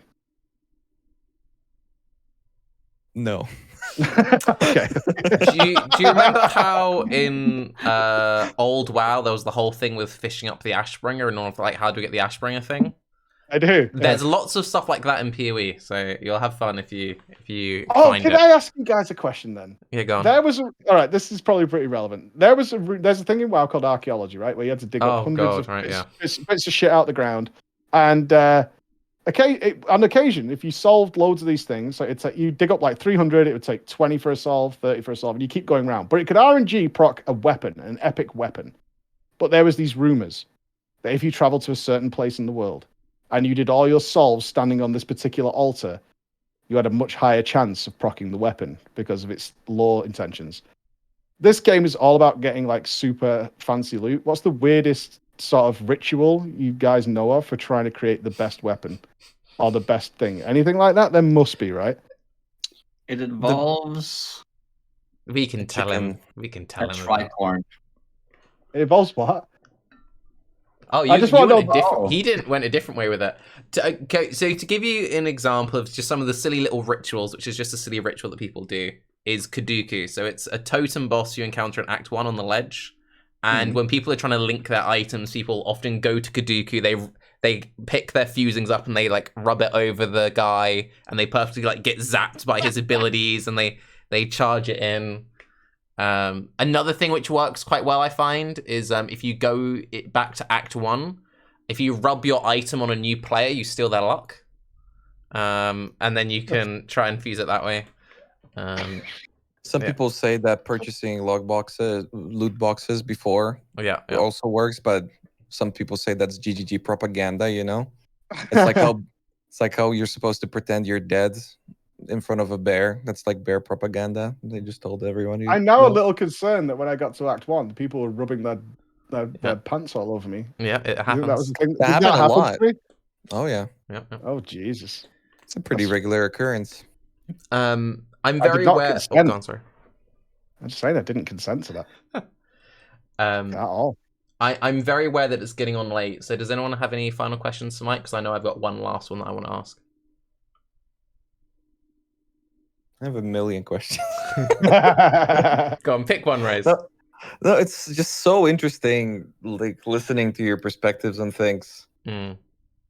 But there, again, maybe not a question, but like to a clarification as to what you said with like different rituals and whatnot. There are just a million of those things in PoE. If you like searching for stuff, yeah, it's gonna be nice. Even an example, I don't know if you noticed, but something happened when you vendored all of your gems when you were selling them. You decided to not keep them.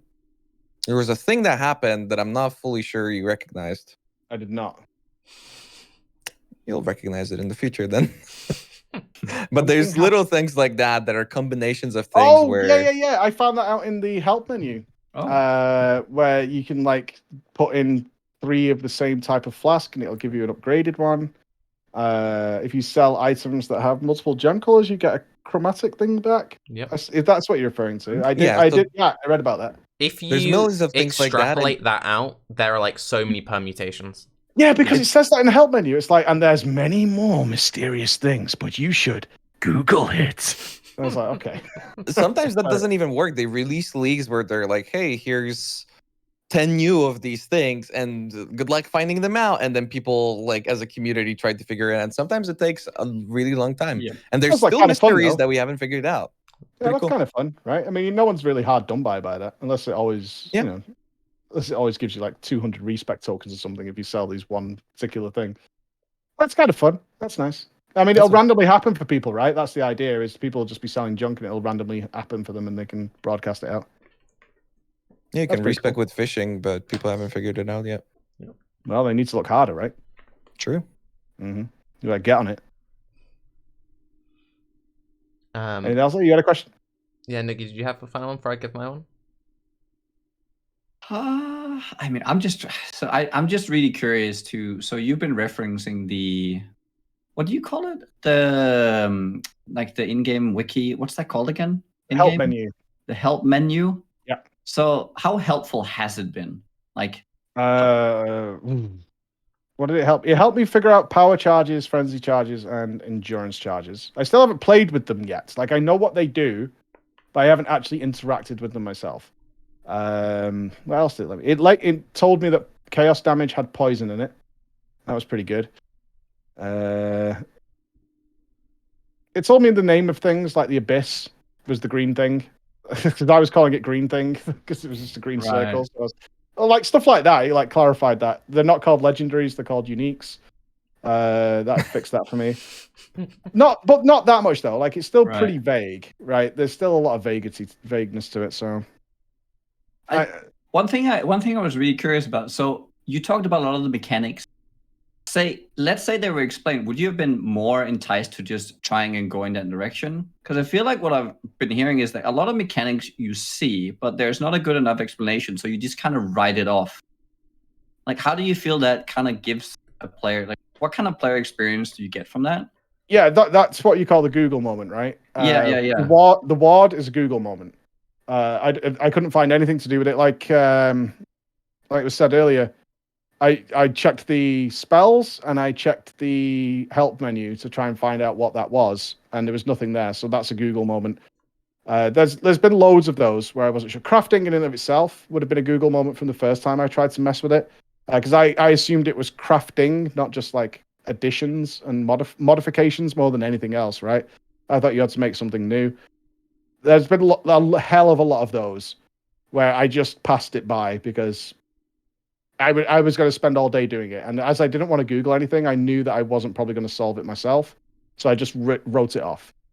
Do you think it should be a thing to Google, or like what would be your initial like thought to how that should be? I would have just loved, very simply, is a link. If I wanted, just the thing that says to learn more about this, click here. Right. The option, right? That's what I always say. Like a lot of people, like seasoned players or whatever, who know it, don't need to see that. So you can ignore it, but it should be there for the first time. Sometimes it was like linking gems. It was there and I missed it, but some stuff just is not explained whatsoever. The same as like those map things. I don't know. I don't know what they do. I know they interact with maps. What they're doing in there, I have no idea. You put them in, it doesn't tell you. There's no tooltip involved or anything like that. That should be a clear explanation of what it is I'm doing here. You give me a resource in the game. I'm adding it to the box, so it's clearly working. What is it doing? And it doesn't tell me anywhere. Or if it does, I don't know where it tells me whatsoever. So In the fragment tab, you got to buy the fragment tab, and there it tells you what it does. Is that true? Yeah. Unfortunately. Well, yeah, to an extent. Yeah. Yeah. Yeah. Maybe that's not good. Yeah, maybe try collecting some of those fragments for a bit, and you might work something out. I spent them all. Well, going forward, if you get any more, maybe try saving a couple of them up. You know how there's different patterns to them and stuff? Like yeah, I spent every single last one of them on my tier 3 maps. I juiced up a tier 2 map pretty beef. Chat was enjoying that. Chat was very there was a lot of like, oh no, what's he doing? I thought it was great. Thick. I thought it was great. It was thick. I beat it, I think. Might have lost. Right. So well, just to see what it did. My final question, because I want to keep you forever. So a big part of today's discussion has been talking about this magic of you going into this game blind and how, we kind of lose it playing PoE for so long, how you kind of lost it playing WoW for so long. Mm-hmm. Do you think it's possible to reclaim that mysticism when you've spent so many thousands of hours into a game? Oh, no, I don't. Sorry, no. Not without like a full reinvention of the game. No, not really. At a certain point, you just know way too fucking much about a game. Certainly after like 8 or 9 years. I can only compare it to WoW, but there's not much they could ever add to that game that would entice me to miss it. Not long term, anyway. Right? They might introduce a new zone, and I don't know what's going on, but I'm going to figure it out pretty goddamn quick. Because I already know every single thing that came before this. I need to learn like the tiny piece of the pie. Right? There's only one time you're going to be able to learn the entire pie and every layer of it. Eventually, you're just learning the little extras they put on top, which is tiny. So, yeah, I don't think so. I really wonder if you're going to... Well, if you continue to play PoE to like a larger extent, I really wonder if you're going to have the same feeling when the new league comes out that reworks the end game. Because it remains PoE, but, we're a month into a league right now, and people still don't know what the fuck is going on with builds or anything like that. And when a new league comes out with new endgame systems, people take months. Sometimes we took years to figure out systems. Shit like Elder Rings and Sexton blocking, that didn't happen for people for a very long time. Yeah, I mean, I know some of those words, and I agree. But yeah, that's cool. I mean, how does that work in the community, though? Is it a case of everyone gets together and do people just start trying random builds, or do you just read patch notes and go, well, this is probably going to be good, I'm going to build something around that? Little bit of A, little bit of B. What tends to kind of happen is there are people who are known in the community for being really good, and they'll kind of experiment. There's a guy called PoE Dan who's kind of like known for hardcore, like he's the guy whose build you steal if you want a really good build. So there'll be like a few key people, and obviously people come up with wacky stuff themselves, and then eventually it kind of trickles down through some of the third-party stuff. But that's more kind of like the build stuff is a bit quicker to fix. With some of these like big endgame systems, that can kind of be one of those things of maybe one or two people find it and they tend to be quite protective of that knowledge because there's often like you can get more items of it. So there's a financial game. To give you an example, we hinted at this earlier, there was a vendor recipe that no one knew about except for this one small group of players way back in the day. And they had like a whole monopoly of the market because they knew this one recipe that no one else did. And it meant that they could make this one thing that no one else could make. And there's been lots of little things. You get these like mini cartels that kind of form up, and it's kind of fun actually. I don't think you can have a good online community without some drama like that. That's fun. Good. I like it. But I have to say though, before we do wrap up, you guys have been amazing. Like there have been so many. Like I've been dipping into a lot of different games over the last couple of years, and when you move into a new game, and instantly if you get eyeballs on you, that community could be awful. Like absolutely fucking awful, right? Like really, really bad. But not a bit of that with any of you guys. And it's been like being here now and like even having GGG reach out to us on like the second day to say hi. I'm overwhelmed, like genuinely. It's been unusual. Like I said, I showed it on the stream. I was talking to Quinn about it because I've met Quinn and spoke many times, and I've invited him over to here. Not that he ever leaves his house, but I was saying the PoE streamer community is weird.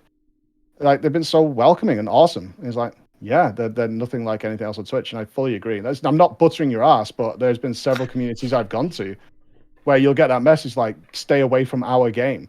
You know what I mean? That kind of attitude. And I don't really talk about it because it seems relatively normal, but I've not had any of that in the PoE community. And it's been It used to kind of be like that with awesome. PoE. Not so much from streamers, but from a viewer point of view, people would get pissed off when somebody was a newer player, and it was very elitist. But that has really greatly shifted. We've definitely had our fair share of like scaring off streamers, and that was a big problem, especially for people coming over from games like Diablo 3. But I don't know, everything's very different now, and the thing is, again, we don't get many of you around here, you know? Like people mostly use new players as ammunition for their argument more so than like an actual existing human. So to see you kind of work through all this stuff is, yeah, it's just super great. It's been very refreshing in that way. And you're not a cocky asshole bastard, and that helps a lot too, because a lot of people coming over and they're like think they're hot shit, and usually those guys who talk the loudest, PoE humbles them real quickly. Well, yeah, I mean, I don't mind dying and failing, right? That's fine with me. I enjoy it. But I haven't been able to follow the chat. I know my Twitter feed has had quite a lot of elitists in there, like typing in players often get very protective of their game, which I get. Typing huge paragraphs about how I'm a noob and an idiot, and why aren't you just Googling it? Why would you? I got an essay sent to me on Discord. Oh no! Why did you? Yeah, your embarrassment for doing the labs for 2 hours. It's shit content. You just should have just fixed your build and all that. But completely missing the point of why I'm enjoying myself, right? Because that's not what they would have done. But that's, I think, for the most part, from what I could tell from the mods and the people who've been saying, is like the chat has just been enjoying it as much as I have. Because even though it's wrong, you can tell I'm not asked about it going wrong. That's part of the fun, right? But as we can figure it out, and I think the celebration of when I do figure it out is kind of a good thing. Is what I'm hearing anyway. Is like when you figured X, Y, and Z out, or linking spells and all that kind of stuff. Like it was like, hey, we got there, and taking polls and things. So it's been the whole experience has been amazing. I hope it can carry on for a little while because it's just so fun. I do worry that I'm going to hit that point where it's like I kind of need to start Googling now because I'm not figuring this out. Right. There's nothing in the game that's telling me where to go, not to where to go, but how this works. And there's only a certain amount of science I can throw at it to try and figure it out before it's just not telling me anything, right? I'm worried about that point hitting where there's no other avenues to go. That won't happen. It might happen for like some side type of content, but when it comes to actually getting to the finish line, as some people see it, like that should not ever happen for you. I hope not. Like there are some things like I keep going back to these map things, but I have no idea how I'm supposed to figure that out. But I mean, you give me a little pointers, maybe just hold on to them and see whether something happens. But we'll see. I hope I don't hit that point. I hope I don't. I'm always ready to admit defeat. I'm okay with that. I'm totally fine with that. I did my first goal, which was to beat the campaign unguided. Now I want to try out all these different areas in the next couple of days and see how they go. And we'll see when it actually hits, because people keep constantly telling me you're going to hit the wall. I was supposed to hit the wall in Act 1, Act 5, Act 7, Act 10. I was supposed to hit the wall. I think I was scheduled to die. Some people said like 50 times to the last boss. So we seem to have done okay so far, and I hope I can push it further. It's an unfortunate narrative, I think, that a lot of players try and push on people, that you are not supposed to do things in blind, you're not supposed to fail. And I think one of the things that have been so good about you coming around, especially now, is that you're showing that you can just go at the game and kind of throw yourself at it, fail a few times, but you still make it through, especially in the new environment. How many people brag about beating Dark Souls? Like, I imagine a lot of us here have played it. It's like, it's not that hard. Like, you die a few times, sure, but it's not that hard. And you can get through it. But, that badge of honor that people, that they throw in people's faces. I mean, I've seen it every single time. It's like, oh, well, have you beaten Dark Souls? Like, yeah, it's pretty fair, honestly. It's a pretty fair fucking game. You know what I mean? So shut the fuck up. PoE's not fair. Not getting my 6-link axe. That's not fair. It's not fair. It's not fair. The thing also that you've shown players, I think, is something that's very, not as much on hardcore, I would say, but that's a very tiny fraction of the player base. You've shown that you can enjoy the journey. And sure, it's a new experience for you, but it's almost like people are crossing things off of a list at this point until they get to that final stage where they can finally enjoy the game. And until then, it's kind of like how you consider the campaign right now, where you're like, you don't want to play through that shit again. That's how people see the majority of the game until they get to that final point. And that's just been really, really great to watch, because people in PoE often forget that it's a video game and you're supposed to have fun, You have these like grand ideas for themselves, and it doesn't always work out. Yep. It's the same issue we had in WoW all the time. Is people jump in, I want to go straight to Mythic raiding, I want to go straight to doing Mythic plus 15. You haven't earned your chops yet, and you've also killed yourself of all the mystery and fun of getting to that point. Essentially learning how to play the game, which is the vast majority of your journey, is learning how to play. And I'm sure you guys give like, hey, this build, I've had seasons where, hey, this build is giga overpowered, and everybody uses it, and people are wiping all the time and then saying your build's shit, and it's like, you haven't done you haven't put the legwork in to learn how to utilize it and do all. You can't just give a kid a minigun and expect them to wield it. It's not going to happen. So it's just the way it always is. Like, you can copy the build all you want, but there's a lot of legwork to do before that point, and that's the funnest part for me, is that learning thing, and I love that so much. And to have it in PoE has been fantastic, because I was always going forward, always. Like, even in the hardest times, I was still moving forward, which was great. I'd never hit the wall that couldn't be passed without doing something relative. I didn't stop at any point and like spend a few hours rejigging things or taking things back to the start or anything like that. So that's been really fun. And you have the willingness to do that. I feel like some of the feedback that we've seen in recent times around PoE has been like, it's not my fault, it's GGG. And that's not like a general argument attacking like a large group of people. It's mostly individuals. But seeing that is really, I don't know, kind of discouraging in many ways. So I didn't know that. There are always going to be people going to blame that. Always, every single day. Like, you can't accommodate people who think that way, because it's not their fault, right? It's something else. Well, you just attacked the entire MOBA community. Nice job, Preach. Just dropped the bomb on them. That's all right. Wait till I start streaming League of Legends blind. We're coming in, boys! We're coming in huge! Can you get platinum blind? Let's do it! Nice. I'm gonna be jungling on some laner. It's gonna be awesome. Gotta wreck it up. Change the game. I'm really glad you've been having fun with PoE though, because like from watching your stream and just the stuff that's been posted on Reddit, you have gotten some hate. I've seen the sentiment from so many people that watching you play has been like the best content in PoE for years. And I'm glad that you've enjoyed doing this podcast. For to me to now be the lame checkbox gamer thing. When I first Tarke, he's been talking to me. I'll be honest, Preach, I only know about you, and I've known about you for a while, is because of Tarke, because he's been talking, I'm going to PreachCon, I'm this and that. Oh, there's this guy. He's he would stay away from this guy, If you guys... I've signed his scrotum, you know that? Yeah, I know. It's dangerous. To finish my lame, sappy thing, Raiz, that I was going to say to ruin the entire tone of the podcast. But when I first started making content, I had a list of people that I wanted to work with. And at Exile I got to work with Crip. And I've worked with all the PoE people through the PoE stuff. And now that I've had you on the podcast, you were the last person of like my early inspo. So I do really appreciate you coming on. Are you on our wall? No, I hope not. You must be, right? What years did you come? I went to 17 and 18. And I'm actually hoping that you don't... I've said this story before on stream, so people think I'm obnoxious now. Let's have a look, shall we? No, I might be like in the background of somewhere.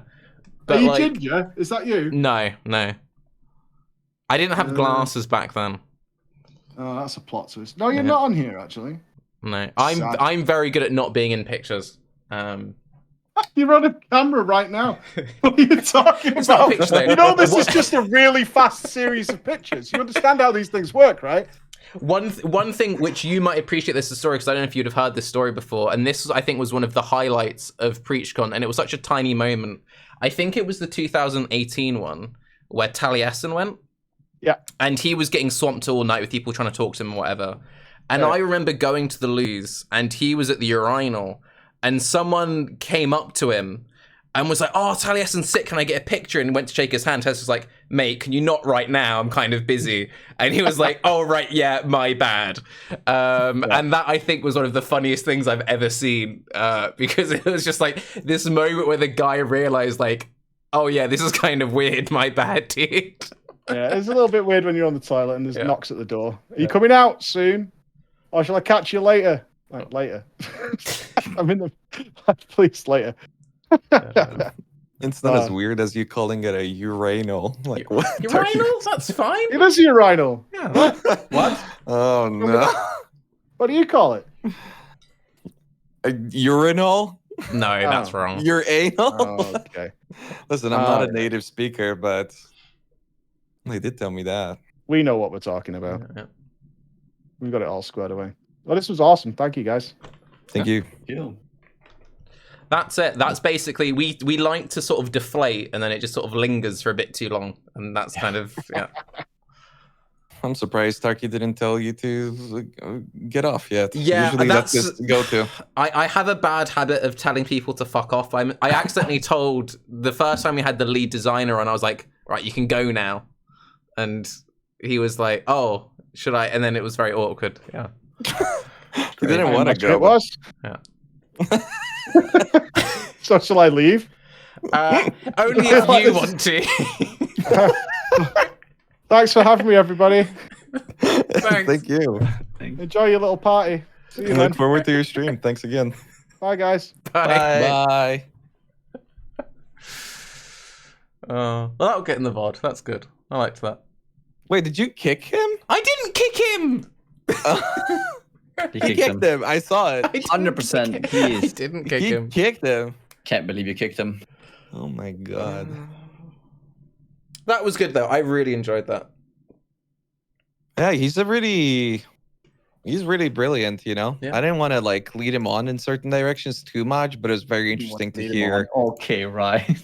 I mean, I was baiting answers, but like I didn't know what the answer is gonna be around, you know? Mm. Like I don't know, maybe he was like, "Oh, actually, I think it is a good thing for everybody to be immune and clear the game 100% speed and all this stuff." Like I don't know, you know, we're getting a new player perspective. It was very different in that way. It's not my fault that all of his answers were sensible and I would agree and say the same thing. You know? I imagine fault. if Chris watches this, he would be beaming the whole way through. I know, right? So much of what he was saying, I'm just like, Chris is very happy if he watches this. Chris is just like, please, no more. I can't take it.